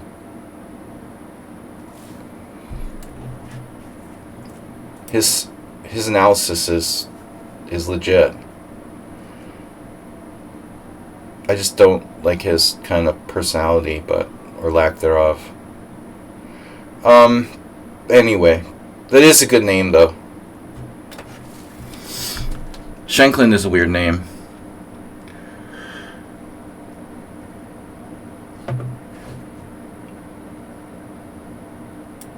Skankland. Yeah, there's all kinds of memes you can make with it. But, you know, anyway, my question simply is, I didn't know the fried liver was really playable for black. I mean, it's not like, you know, everyone's playing it, but I mean, it's kind of, computers are revolutionary in bringing the fried liver back to life for black. Like it ever had life. I mean, it's very difficult to play, even if it's playable. You gotta, not a lot of people like to play with their king out in the middle of the board, like up a piece. I would think it's relevant maybe for some professionals, mostly, or very strong club players. Now Dinek is suddenly, he's like Mr. Sound. What happened here? He totally changed styles, and he's really solid.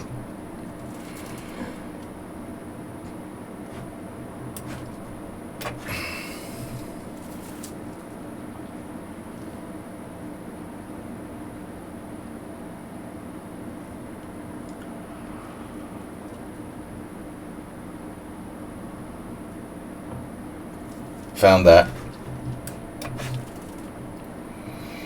I guess it depends on what position you get against him. He once turned on the engine during class and said, I guess I know a little something about chess.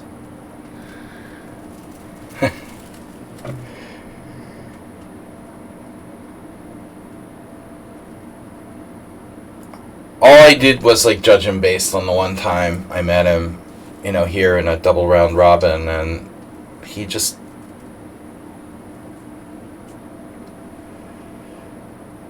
he was very unlikable.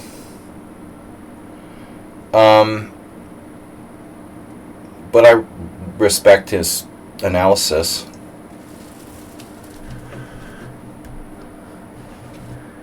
So, the solid lichess now with bishop e2. I feel like I'm making random moves. I had knight f5 there. You're approved. Oh, nice. Sam Shanklin not approved. For membership in the team. His analysis, yes. Okay, knight takes d5. Oops. No. Queen d6. Oops. Oh, I feel so bad, man. I did like an acerbate type cheapo. I did a really bad version of this today. Just like acerbate. I almost sent you the game. It was so brutal. I set someone up for a similar thing, but worse. Zebra accounted for. Zebra. Ooh. I could. Yeah, that was a dirty trick, man. I'm sorry.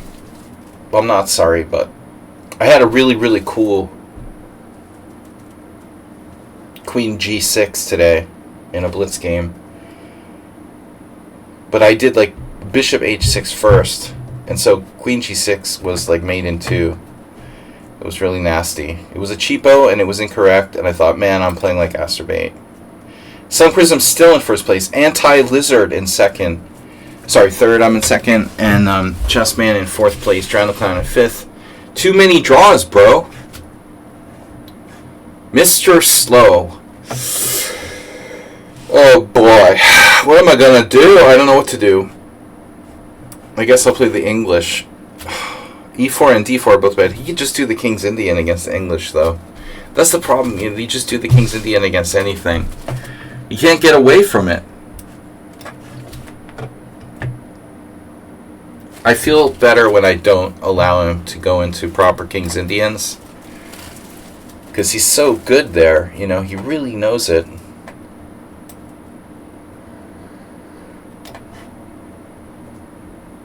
Baby Zebra, what's up? Apparently Viktor Orban has his own personal zebra. And I tried to joke about Depeche Mode, but nobody really gets it.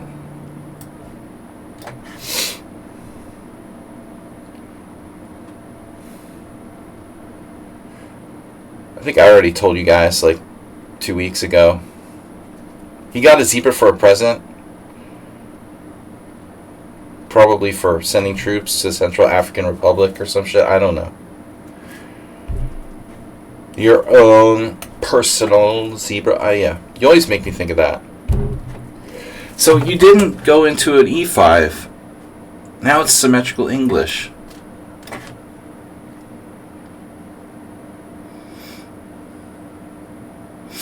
Many, many years ago.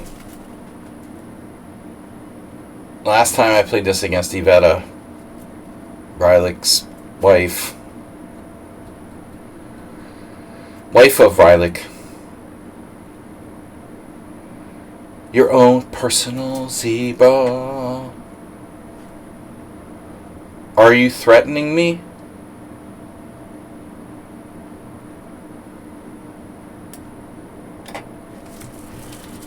I'm not going to panic about like knight b4. Double attack, Mr. Slow. You got to find a way to attack my c4 and my h3, Nefedov style. So bishop f5. You know, I use that line, but it seems like Mr. Slow's trying to use my line when it's not necessarily appropriate here. Well, not my line, but I mean, I adopted it.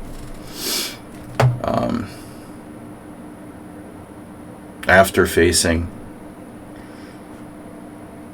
I think it was some grandmaster in Blitz who played it against me, Strikovich. I was like, what is that? Now everybody plays it. I suppose what he's doing here isn't so bad. H5, that's a passive approach.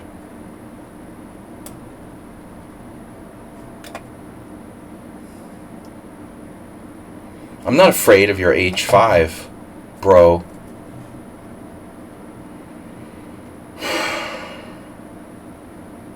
Fine.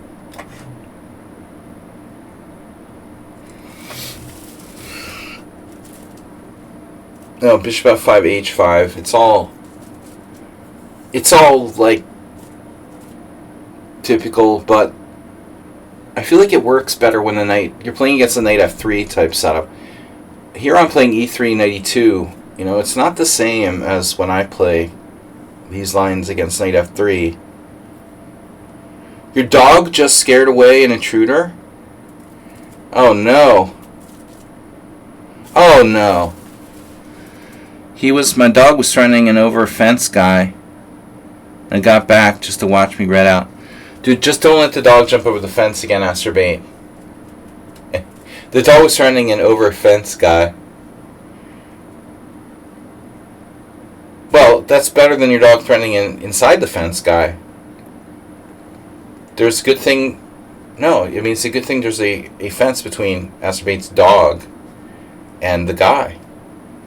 The problem is that his dog has jumped over said fence in the past. And that is an issue. Because Asterbait gets arrested. Again, we're going to be in trouble. So if you go h4, I am not going to play g4 necessarily. I can just absorb it. I am a sponge.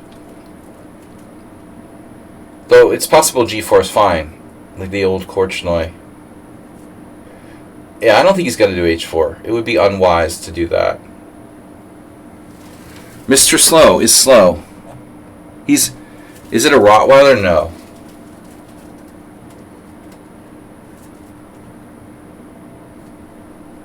Can Rottweilers jump? They're freaking barrel-chested. You'd think they'd be kind of heavy. Not really natural jumpers.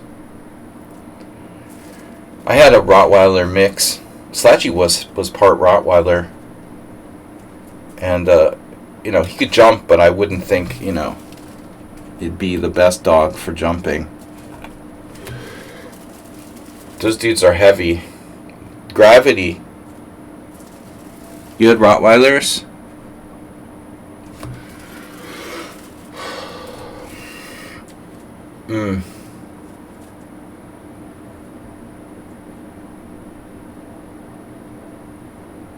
Rotten.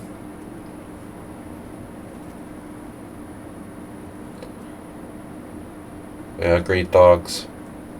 Dangerous, but they're great dogs. No, Asterbait, not Rottweilers.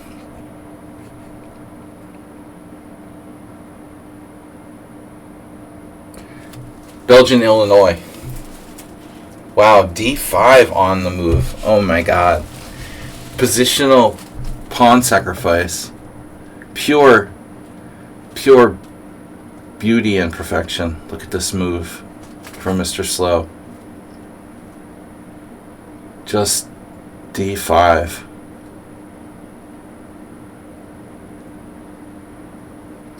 I don't have a clue what to do, but c5 is not a big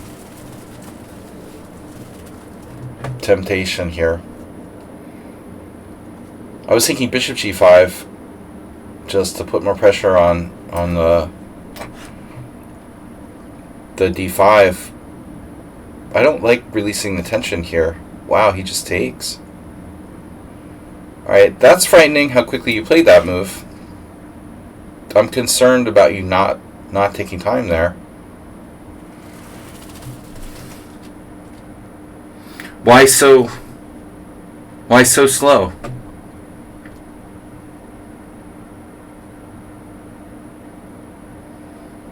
Time. No. So if I play d5, you've got all sorts of squares. Wonderful. Yeah, I'm cool. Changing my mind. Now you have knight b4. Damn. Power. Okay, how do I deal with that? Knight c2, rook c1, knight b4. I guess knight b4 shouldn't be that scary. He played knight a5, which begs the question, how do I protect that pawn? How don't I protect that pawn? Amazing game by black. No? The only way to protect pawn is to advance it. I need that pawn. I mean, I can't just give it to you. I'm sorry. The ambulance is coming for my structure. Very impressive game by Mr. Slow, who's 1789, by the way. You know, I used to get mad at Nefedov. I would get Nefedov, Morales, those guys, always underrated. But Mr. Slow, how can Mr. Slow be 1789? You know, it's terrible. It makes me look bad. All right, I got to give you the credit. I give you the credit. I give you the credit. I was going to attack your knight, and then I said no. You know what? I'm not. You know what I'm not going to let you do is, like, destroy my king side with h4. But maybe I made a mistake. Here's the debate now. I wanted to take with the pawn, then I changed my mind. I said I'll take with the queen. Now I'm changing my mind again. But why the hell is my queen on c1? So, queen takes. Otherwise, why the hell did I put my queen on c1? If I want to take with the pawn, then I shouldn't play queen c1. You know, it's ridiculous. That's very deep. Okay, yes. I know. Very, very deep move, h4. Extremely deep. Extreme deepness.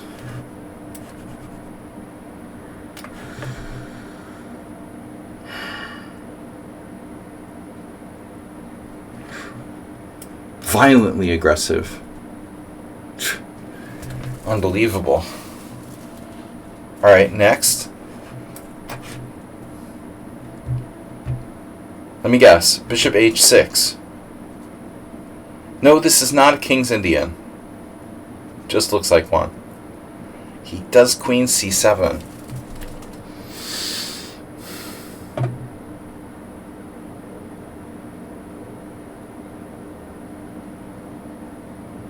Never have any attacking moves.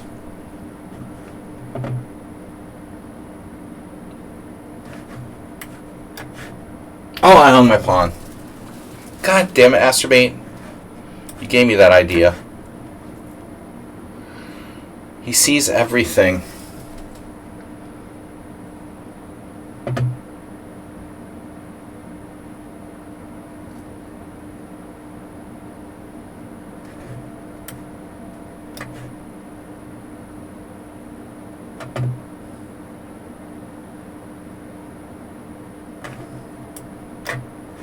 Rook takes, knight takes. No.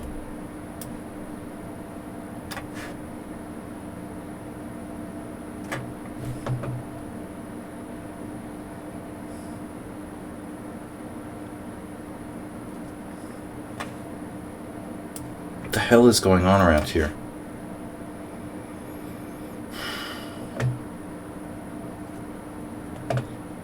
Oh my god.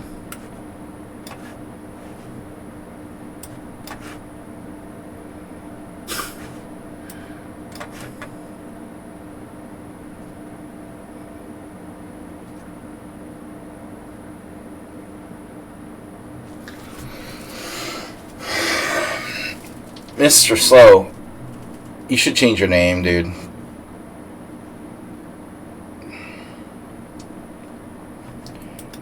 He should be Mr. Uncompromising. Or Mr. Fearless. You gotta give him credit. he's very, very good in like simul time control. Here, the time pressure is starting to matter with that 3-second increment.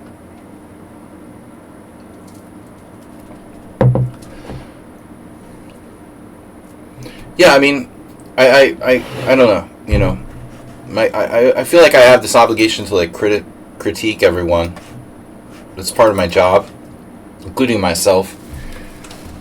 But, you know, I'm not going to say anything bad about his game. I think he played fine, and, you know, it's a matter of style. Real,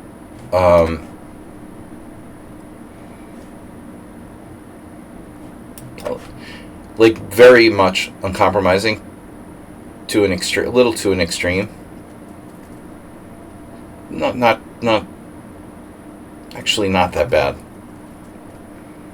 You got to keep in mind I'm a higher rated player. You know, you're playing against a higher rated player. I don't agree with the philosophy that a lot of people think you should gamble against higher rated players. Like you have nothing to lose and crap like that. Bottom line is that draws are part of the game. And if you, I'm not saying play for a draw like Uber Driver or something, but you've got to respect draws as, well, legit results, part of the game.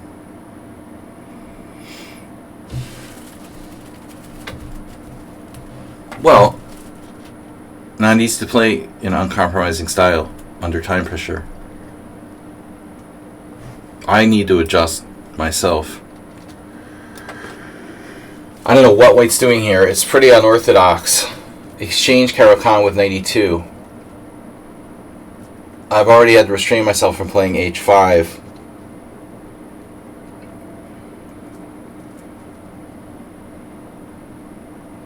You would think that maybe e5, but it isn't necessarily that great either. I mean, g6 looks like a solid option.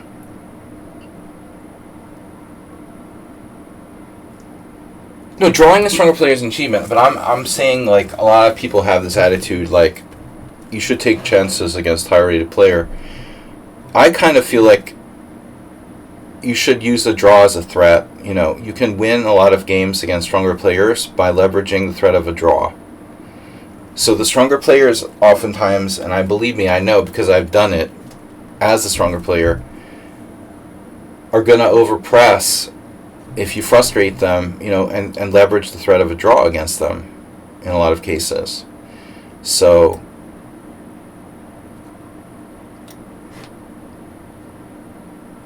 yeah, that's the easiest way to beat a stronger player is to get them. Like, look at my simul games. If you think about my simul games, whenever I lose to someone on sound, it's usually because, oh, one of my keys is like weird.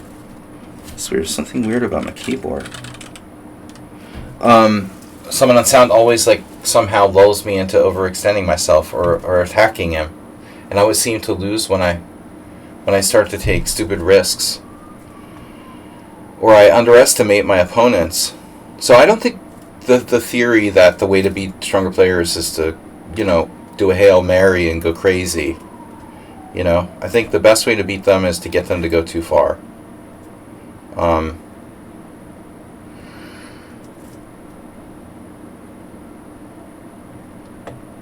Now he played h4 against me. Well, I was going to play h5 against you. So take that. It's not clear who played h4, h5 first. I am not afraid of your h4. You're going to castle queenside? Good luck with that. Now I get this. Ooh. Better be careful, me. So now this is interesting. Okay. Maybe I play knight to g4.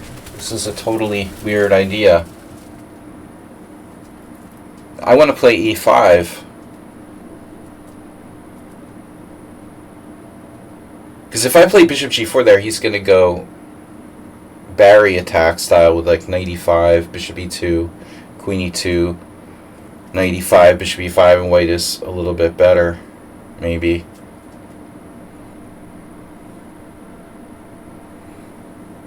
Move 11 said, what? Is it unsportsmanlike to offer a strategic draw you know the opponent won't accept? Not if no one's there to hear it.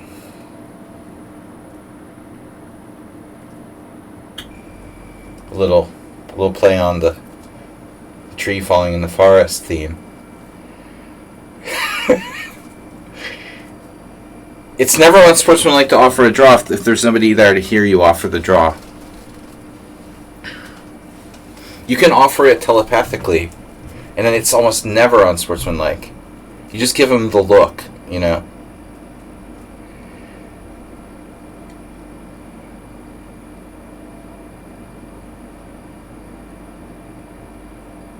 Yeah, well, you're not castling queenside.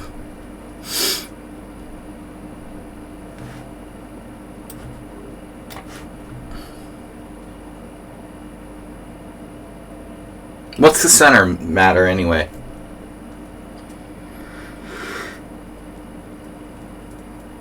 So here,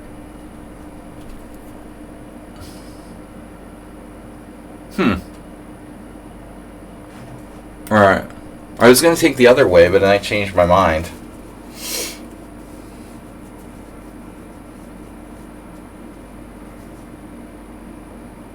Rook takes.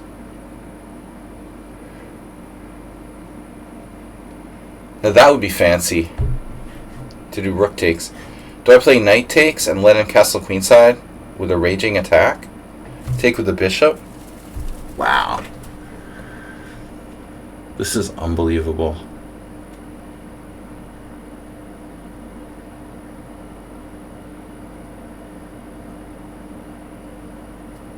Rook takes. You always take with a rook. You heard it here first.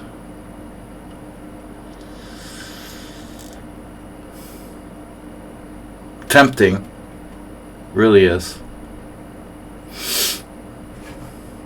Yeah, I'm gonna come to my senses.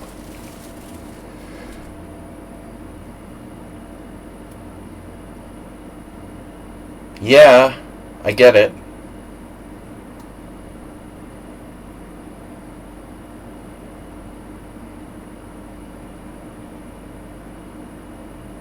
This must be a new Sam Shanklin.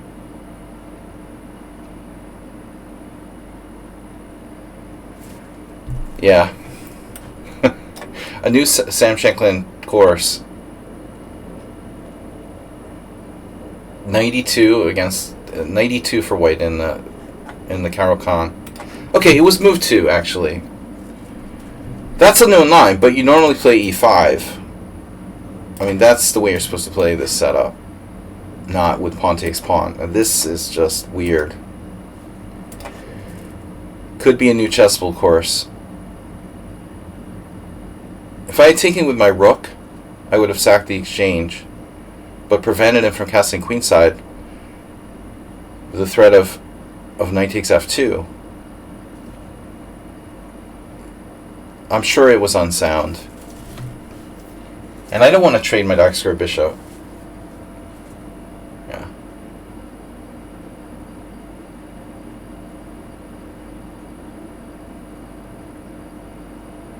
Another player guilty of psychopathic chess.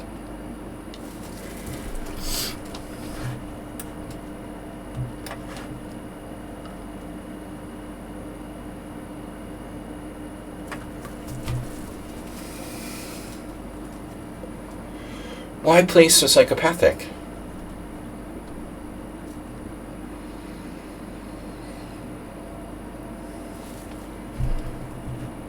Oh no, I have d4.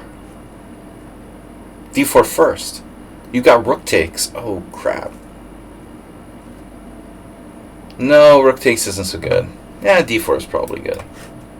Yeah, I think you should do rook takes. I knew there was a reason why rook takes wasn't good. But then at the last minute, I'm like, oh yeah, rook takes. Fuck, he has rook takes d4.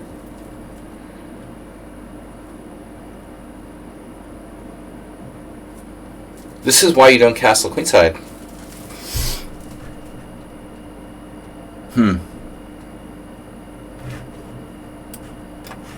Yeah, just play according to fundamentals.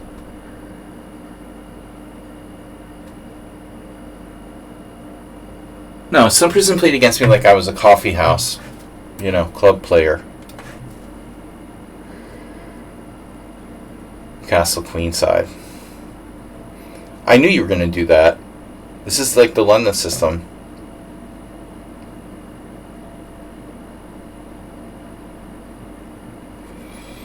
Maybe I will take your knight.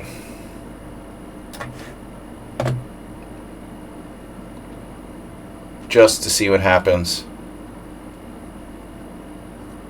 Uh-huh.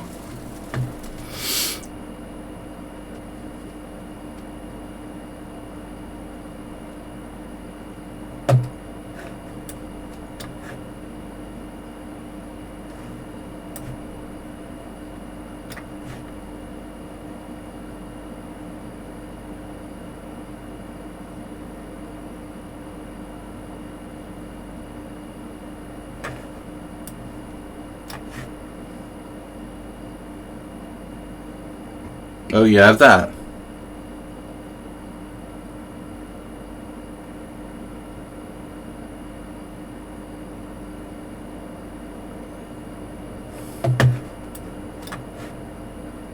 You gotta be kidding me.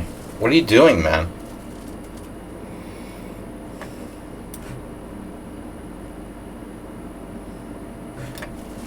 Offering draws? That's cool.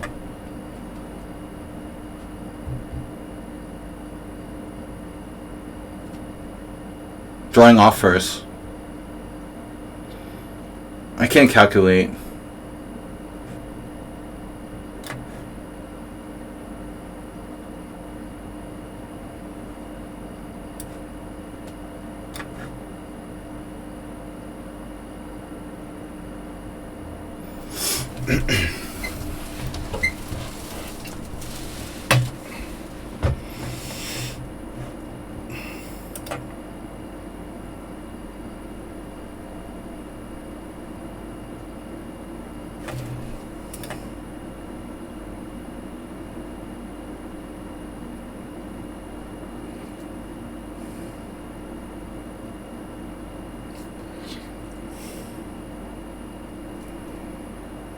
Is it bad sportsmanship to not resign when you're totally lost?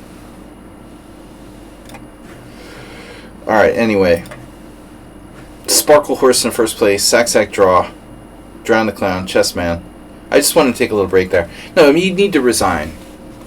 Alright. Don't do that.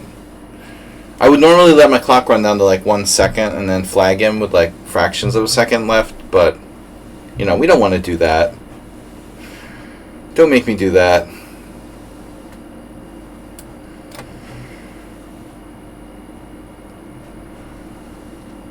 Sometimes some person can't, he can't suppress his inner teenager. I understand. I completely had the same thing. Oh no, not the towerish thing. Will you stop playing me?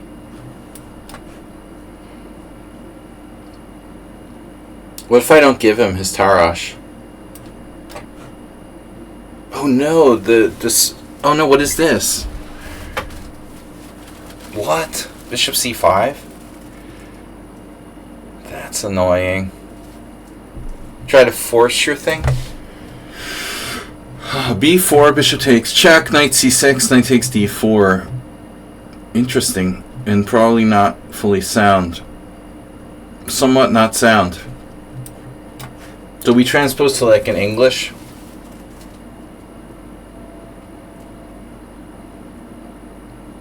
He won't let me transpose to the English.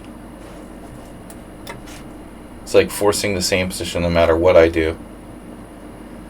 Oh, I had an idea, bro. Wait. Is this the position? Oh my god. Yeah, this is the line. We had something for you. But how does it work? Oh no, this?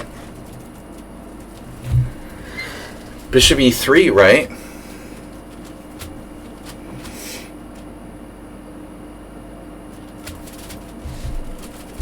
And then now I do knight a4.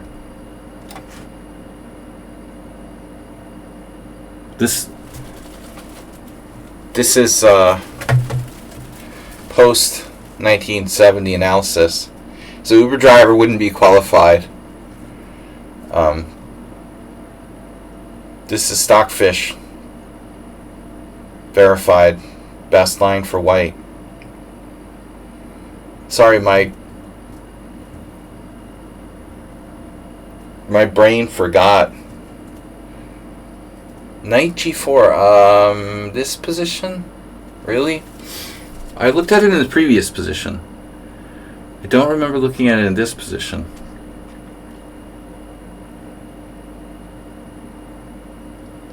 I suspect... Maybe I did. Maybe I did. Right. Maybe it was this position. I guess it was.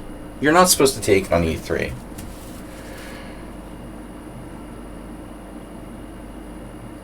You were not supposed to take on e3. I don't get it. Now I really don't get it.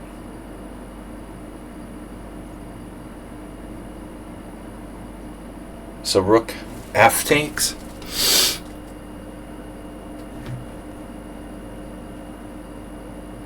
Or knight takes b6. Knight takes b6.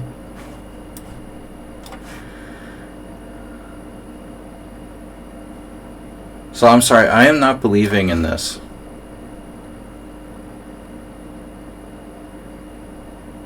I'm having a little trouble with this one.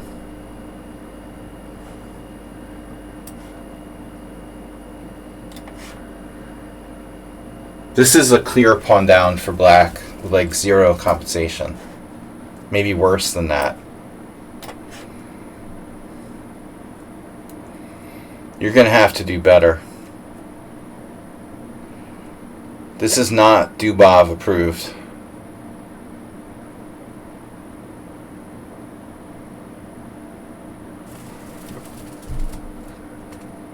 Now Uber driver will be learning.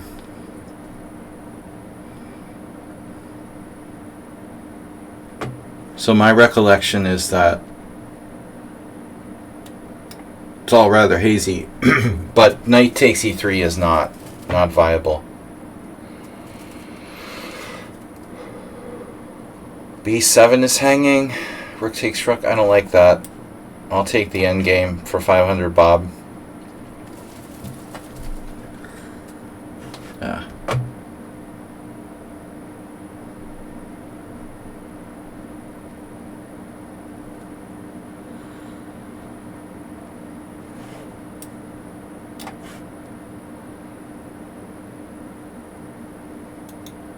So this is more than a clear pawn up.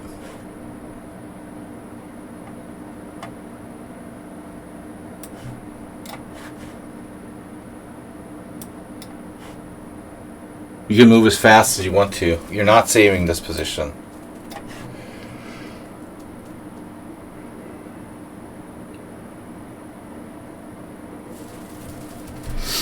Because your pawn down and your pawn structure is messed up. Maybe, you know, if the pawns weren't doubled on the queen side, yeah, of course, it might be a draw. But with the bad pawns on the queen side, oof, what is that? Rook e8.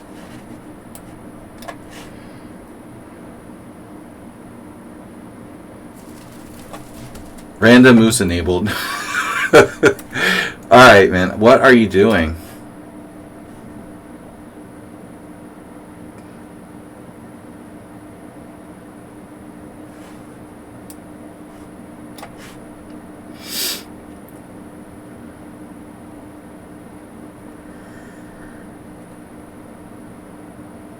Look at that. Drown the Clown is catching up. Just resign, man. I mean, Drown the Clown. I offer you resign. We should have doubling cube, you know, in these arenas. Arenas with doubling cube? That would be so cool.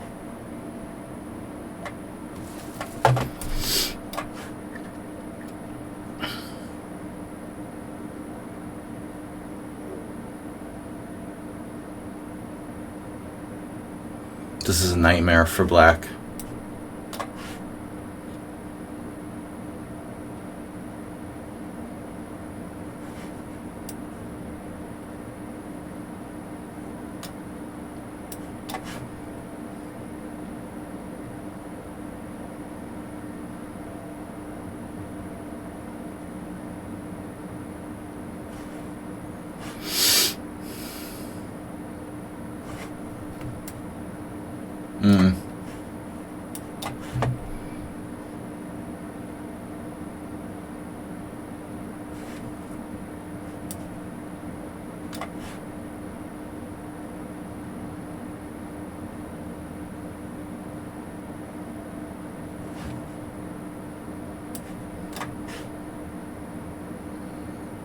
This is a bad waste of time.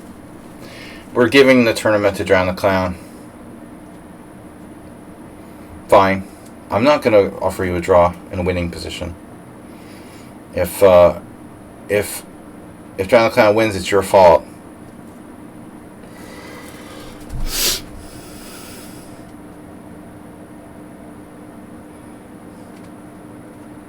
We still have time, so anything could happen. But bottom. H5.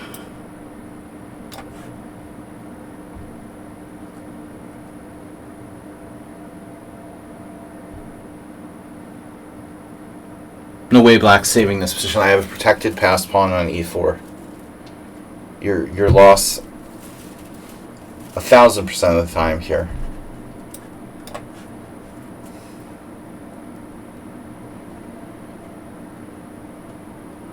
Defective queen side. You take on H5, I have 2 connectors.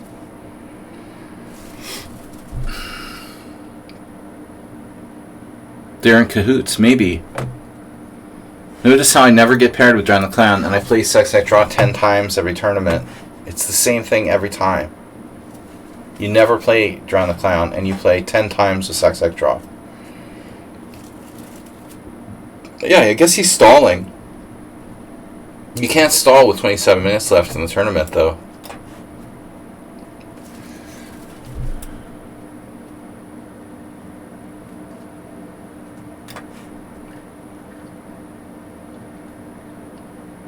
Man, imagine black here. Just this is a nightmare.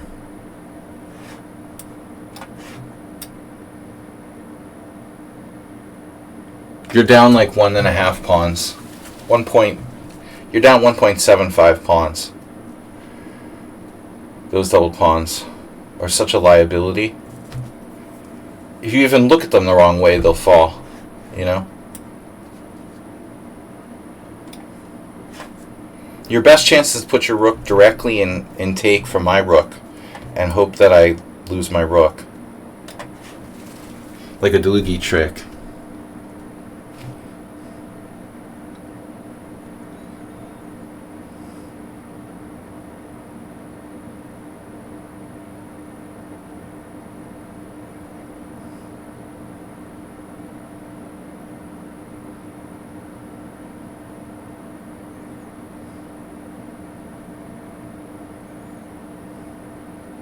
I just slowly improve. Now you could argue that by stalling, he's also preventing me from gaining points, but it's Drown the Clown that's the problem. Drown the Clown winning against Sun Prism now in the lead. Well, actually, no. Sun Prism has 7 seconds left, and he has increment. Alright, thanks for the game. Our analysis paid off. Dr. Jones. Very strong player. Alright. Oh, am I in? So, Drown the Clown playing some... Still playing. Sun Prism has increment. Just offer him a draw, Sun Prism. He loves draws. This is what I was saying earlier. You've got to leverage draws against higher rated players. Sun Prism here leverages the draw against the higher rated player. Maybe white will even go crazy and lose, even with more time. The Sun Prism seems to be sort of on tilt. They did draw. Alright, he offered to draw. He listened to me. A sensible decision. And that'll prevent Drown the Clown from getting a streak starter. But this looks good now. So it's going to come down to me getting paired with Asterbait as much as possible. Come on, Asterbait. Wait, that rook takes e5? Oh, he's not looking for tactics.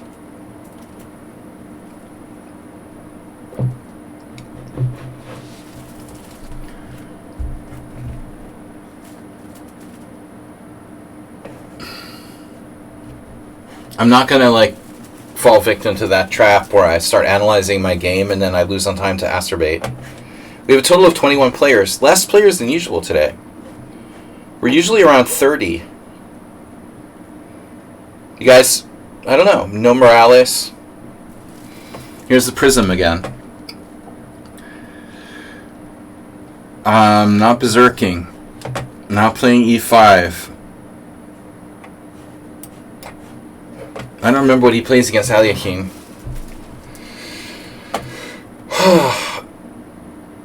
Alright. Then I will play e5. Do you really play? Okay, so Scotch. Scotch 4 knights. I can play this. I've been doing the g6 though. I had good results against him with g6. No, it's not a normal move order, so I can't play g6. If it was a proper Scotch, I could. Yeah. Yeah, I had a game like this today, or yesterday.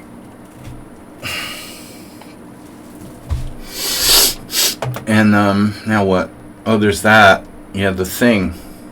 I'm not in the mood to go crazy with knight takes e4, though. We're not going to do that. There's a really wild line. I can sack a piece with knight takes e4 there. I don't know that it's sound. It's interesting and fun, though. Alright, so now, I don't remember if I played against this. I don't remember if I played this against you before.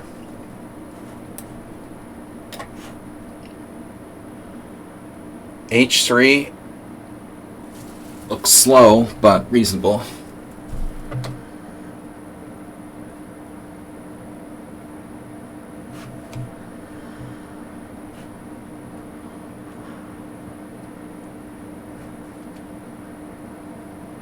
So what am I doing? I have knight takes d5 and e4. No. Only later.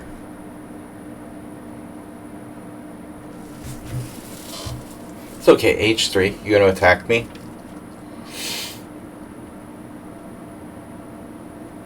Obviously I could double his pawns. I don't know what I'm supposed to play. Knight takes e5, you know, might be the best move for white. I think it's the best move for white. But very few people play it. I don't know why. I think knight takes e5, queen e7 was what I had the other day. And that's a main line. White's supposed to be a little better there. I mean, if there's a refutation, that's it.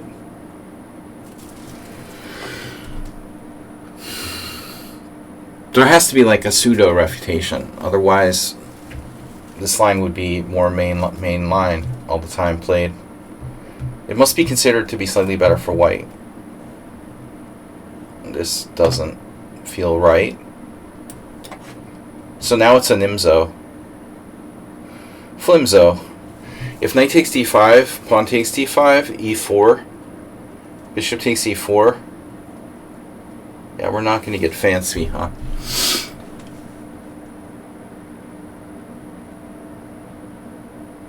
Well, we always have that later. Knight takes d5, pawn takes d5, e4, bishop takes e4. Oh, I have a trick there.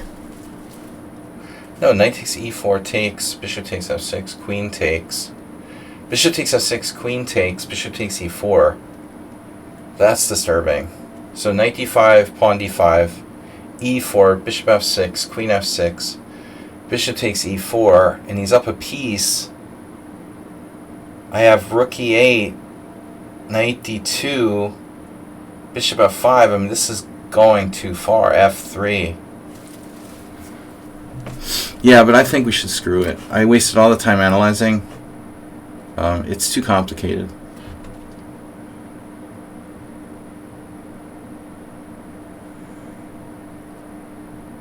It doesn't look convincing to me. You know, I might be opening up the position and he may be okay. Too much complication. I wouldn't mind, like, taking his d-pawn. Take, queen takes. He also had bishop takes f6. Yeah, the dark squares, you don't say. I like those dark squares.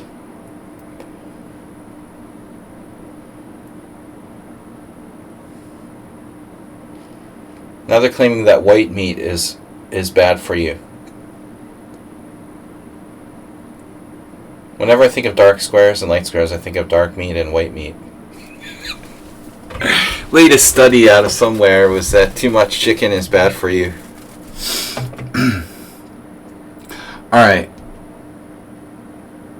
Yeah. He's going to do some caveman thing again with the castle and queen side. No. Dude, come on. Play solid chess.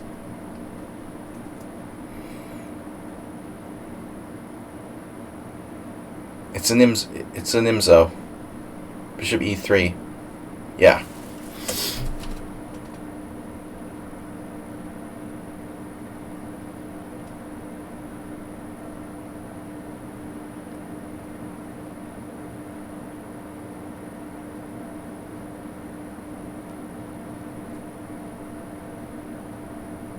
Knight takes e4, bishop takes e4, f5.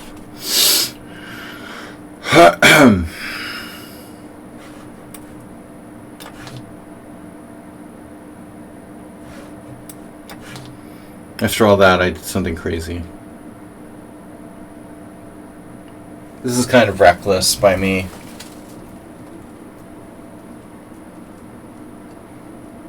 I don't like that move. He should probably just play bishop d3. It's important. There's this important positional basis. This is a subtle reason why you shouldn't play that, but you should play bishop back to d3. Get the d4 square. It's a very different position. This looks favorable for black. This is the kind of subtle judgment that you need to learn to make. Now white's clearly worse. I think it's a huge difference if you play bishop d3, I play e4. You have squares, plans, wisdom.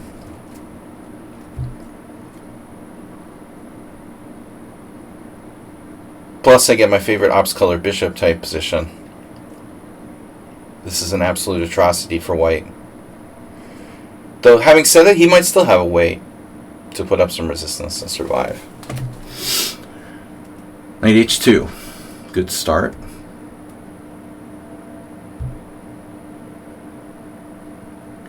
My bishop's not really doing a lot of retreat squares here.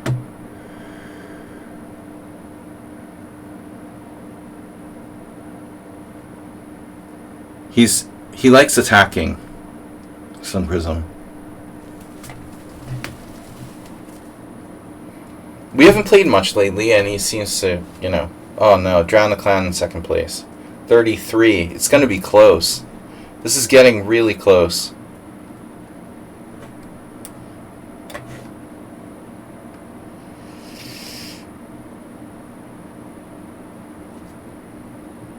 It's a good thing he can't play knight g4. He must be tempted. There it is. f3. Good move. Looks like a good move.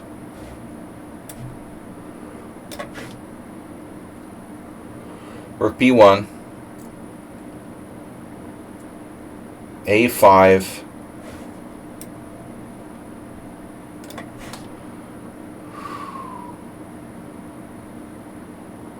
Now, you best behave yourself.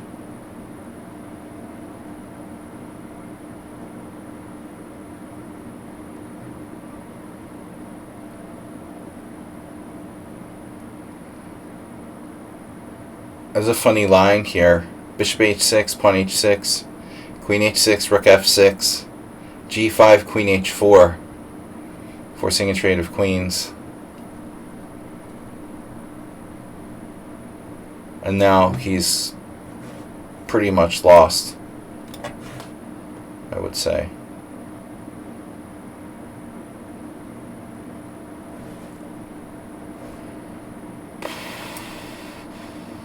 Take with the rook or with the queen? Queen takes is safer.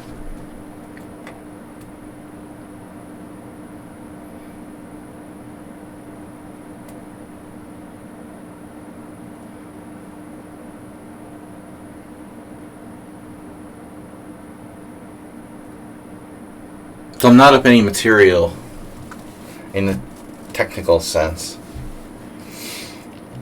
but there's more to life than materialism. So you have an idea? Yep. He has an idea. I just want to borrow a few pawns.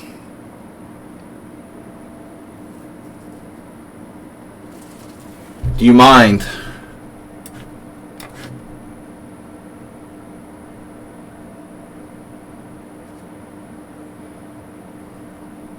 Pawn structure. Unimportant. An unimportant factor in chess.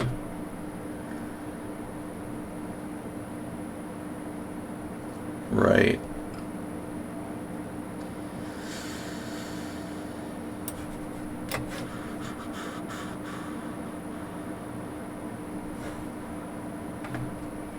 Maybe I take with the rook. Bishop takes.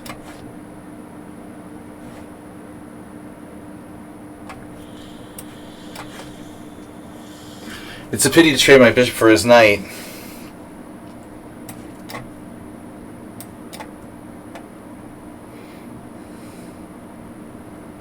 But it's good enough. Yeah. Alright. Knight e5 in that opening is better than d5. Although d5 is playable. Once I lost this guy who was using an engine. And that like exact line. Really bad. I reported him and they wouldn't kick him. It was grotesque. He castled kingside and played like a perfect game, brutally killing me. Clearly it was an engine. Anyway, I still have flashbacks to that game. Knight h5, knight f4. Yeah, that's like a Nimzo idea. But if you do that, he's going to play g3. And he's going to stop you. I can also do like knight h7. When you do knight h5, that's the Nimzo, like Hubner Nimzo. 10 minutes left. Streak starter. Drown the clown. Stop clowning around, drown the clown. Drowning clowns. This clown is drowning.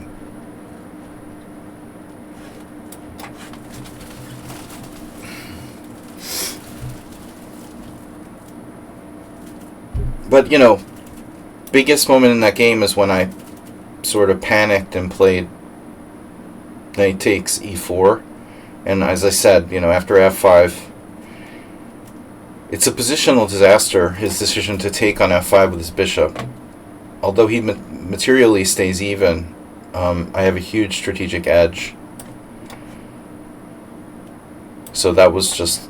I don't know exactly what was going on. If he plays it the other way, it was kind of unclear. Thank God Mr. Slow is slow. The battle for Germany. Oh no.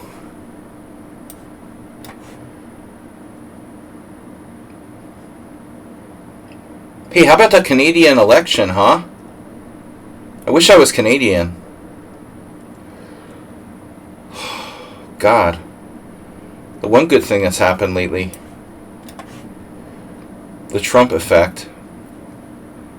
Trump just elected a liberal president of Canada.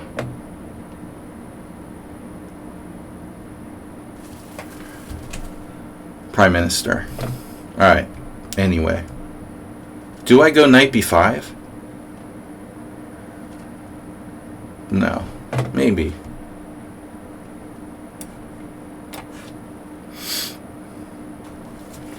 The best thing that's happened in a long time.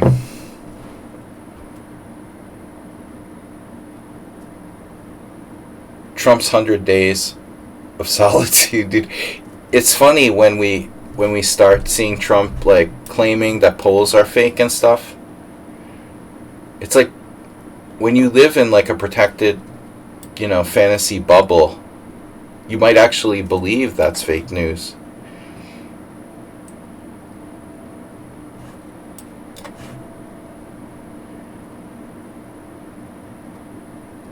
Imagine being the advisor as to like break the news to Trump. Now he watches the news. Alright. E5. Pawn takes pawn. So what's the best way to handle this? Bishop b6, bishop e3, bishop g1. Oh my god, I thought it was 44 because you were talking in the chat. 44, this is supposed to be you. What are you doing? Being Danekis. I thought it was you. You always play d6. Oh my god, and you're talking in the chat. I was sure this was you. Similar player to you, in the sense that both of you don't use your time. Shit, maybe this isn't a good move.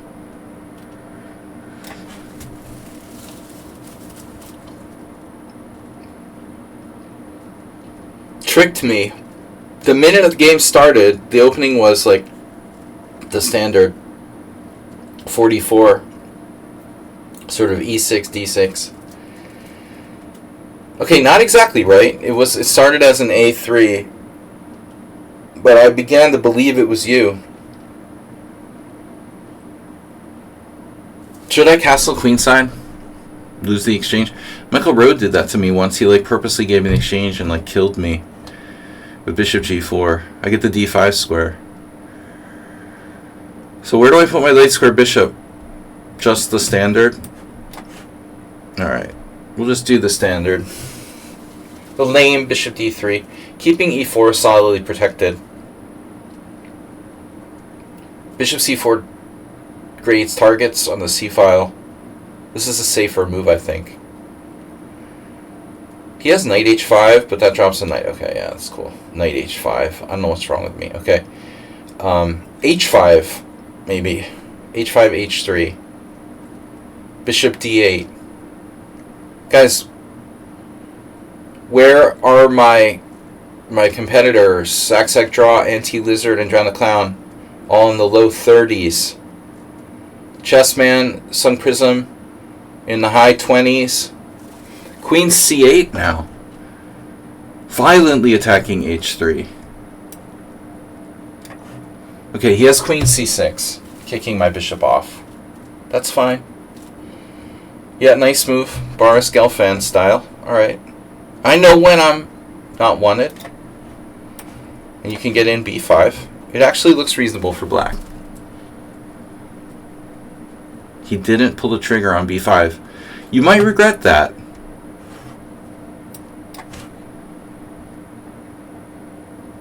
If you're not going to play b5, I'm not going to go out of my way to allow it. You should have played b5.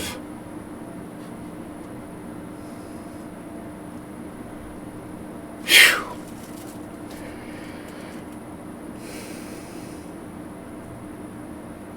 So if pawn takes f4, what do I do? Maybe bishop d4? Crazy idea? Pawn f4, bishop d4? Pawn f4, bishop f4, queen c5. He's taking time. Is he alright? Author of one of my favorite books on the Evans Gambit. Oh. One of your favorite books on the Evans Gambit. There probably aren't that many books on the Evans Gambit, huh? He's a real kind of dick, but he's a good player. I don't think I ever saw the guy smile in like 25 years. Yeah. I'm a dick too, so it's alright. Yep. I was thinking bishop d4, allowing black to play the crazy g5.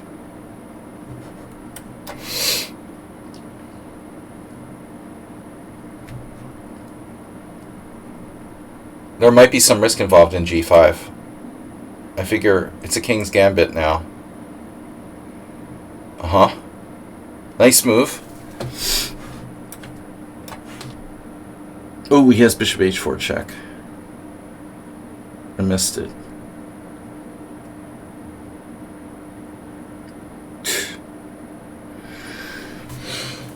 What could I do? I should have just taken with the queen. I could have just taken with the queen, but he would get in bishop f6. This is probably better.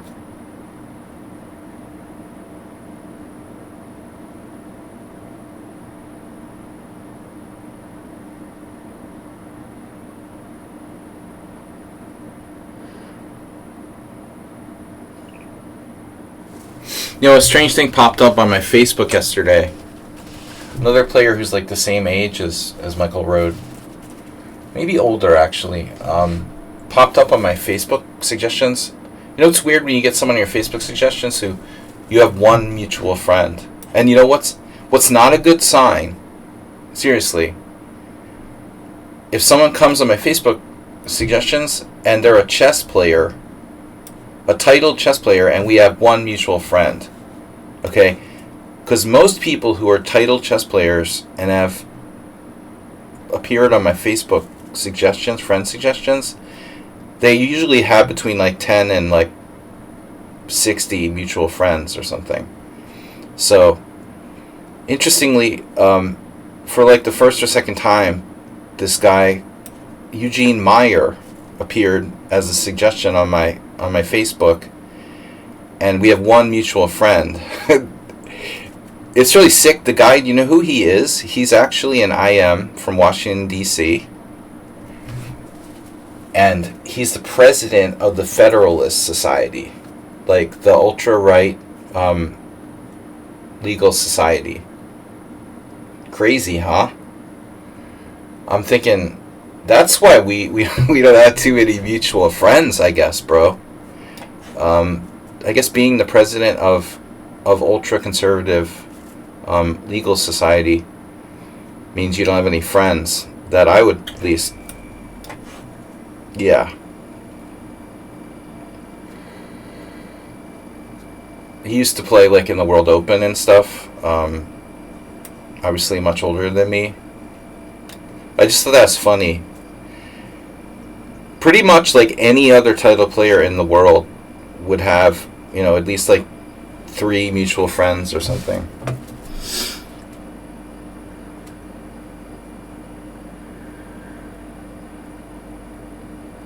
Impressive. So Danekis, what are you doing? You're freezing me. Oh my god. Dude, he's playing like he stalled the game out. Sexec Draw is not playing. He stalled it. Oh, he's stalling. 11 seconds left. That's not stalling.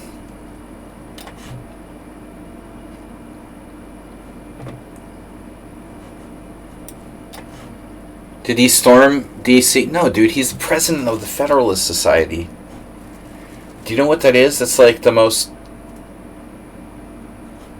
highly respected, like, conservative legal society in the United States. It's a real thing, you know, but I mean, it's like, It's not some bullshit that people like storming, you know, the Capitol. It's like, you're talking about, like, you know, all the Supreme Court justices and shit, like, personally. You know, people like Clarence Thomas and John Roberts and all that.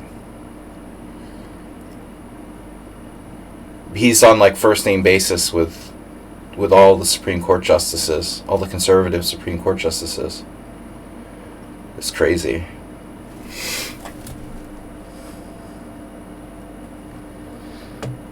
Alright, this game doesn't count. We won the tournament.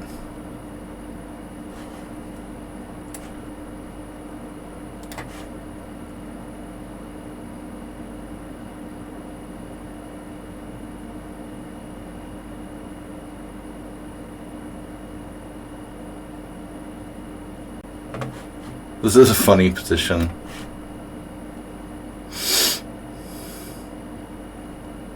Oh no.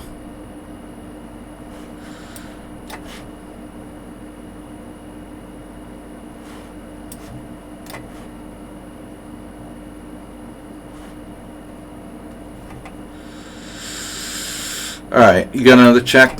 That's fine.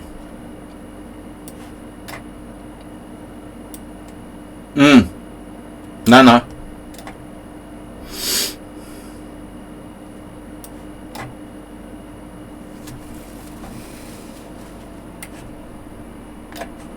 Oh, that's pinned. Oh shit. Alright.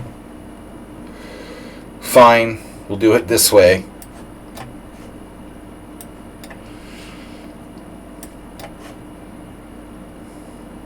It's one time.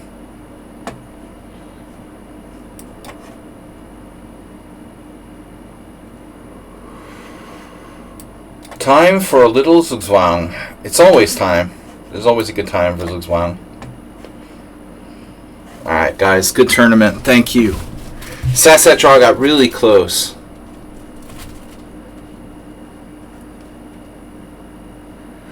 Yeah, Clarence Thomas, dude. I mean, they're... It's not about... Yeah, I mean, it's he's totally whacked. Totally corrupt. Unbelievable. A lawyer corrupt? Alito's crazy, too. Alright. We got Sparkle Horse in first. Sack draw in second. Impressive. 16 games, Berserk rate 31. Drown the Clown, Berserking with 37% Berserk. Drown the Clown had a crushing performance of 2020. You're almost up to modern times now, Drown the Clown, 2020. Good game, guys. Good games, guys. We got in our political discussion for the day. Little, you know, bashing on the ultra right-wing Supreme Court. Sparkle Horse wins the tournament 38. And Saxet draw real close at the end, up to 36, taking out 42 in the last game. Drown the Clown, look at all the games he played. Got up to 34. Annie Lizard, you had some chances. You were close, man. Performance 2170, just out of the prize money. Chessman in 5th place. Sun Prism, Dinekis, 42. Good result. 8th place. Finishing ahead of Mr. Slow. Am I gonna raid? Raid? I never raid anyone these days. Why? Why do you ask?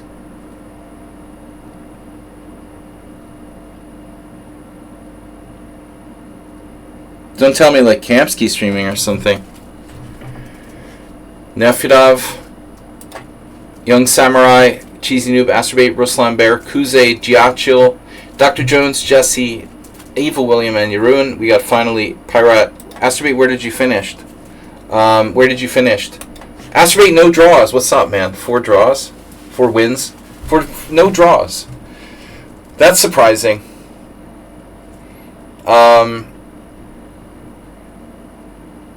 Alright, guys. I'm going to pack it in. I'll see you on Thursday. Don't let me forget to submit the games that are sent to me to our study. I've got Mr. Coffee's game for Thursday. Alright. Thanks, everybody, for your support. We had a bunch of resubs today and donations from Sexac Draw and 482. That's enough for me today. I'm happy to take it. 38 points, not bad.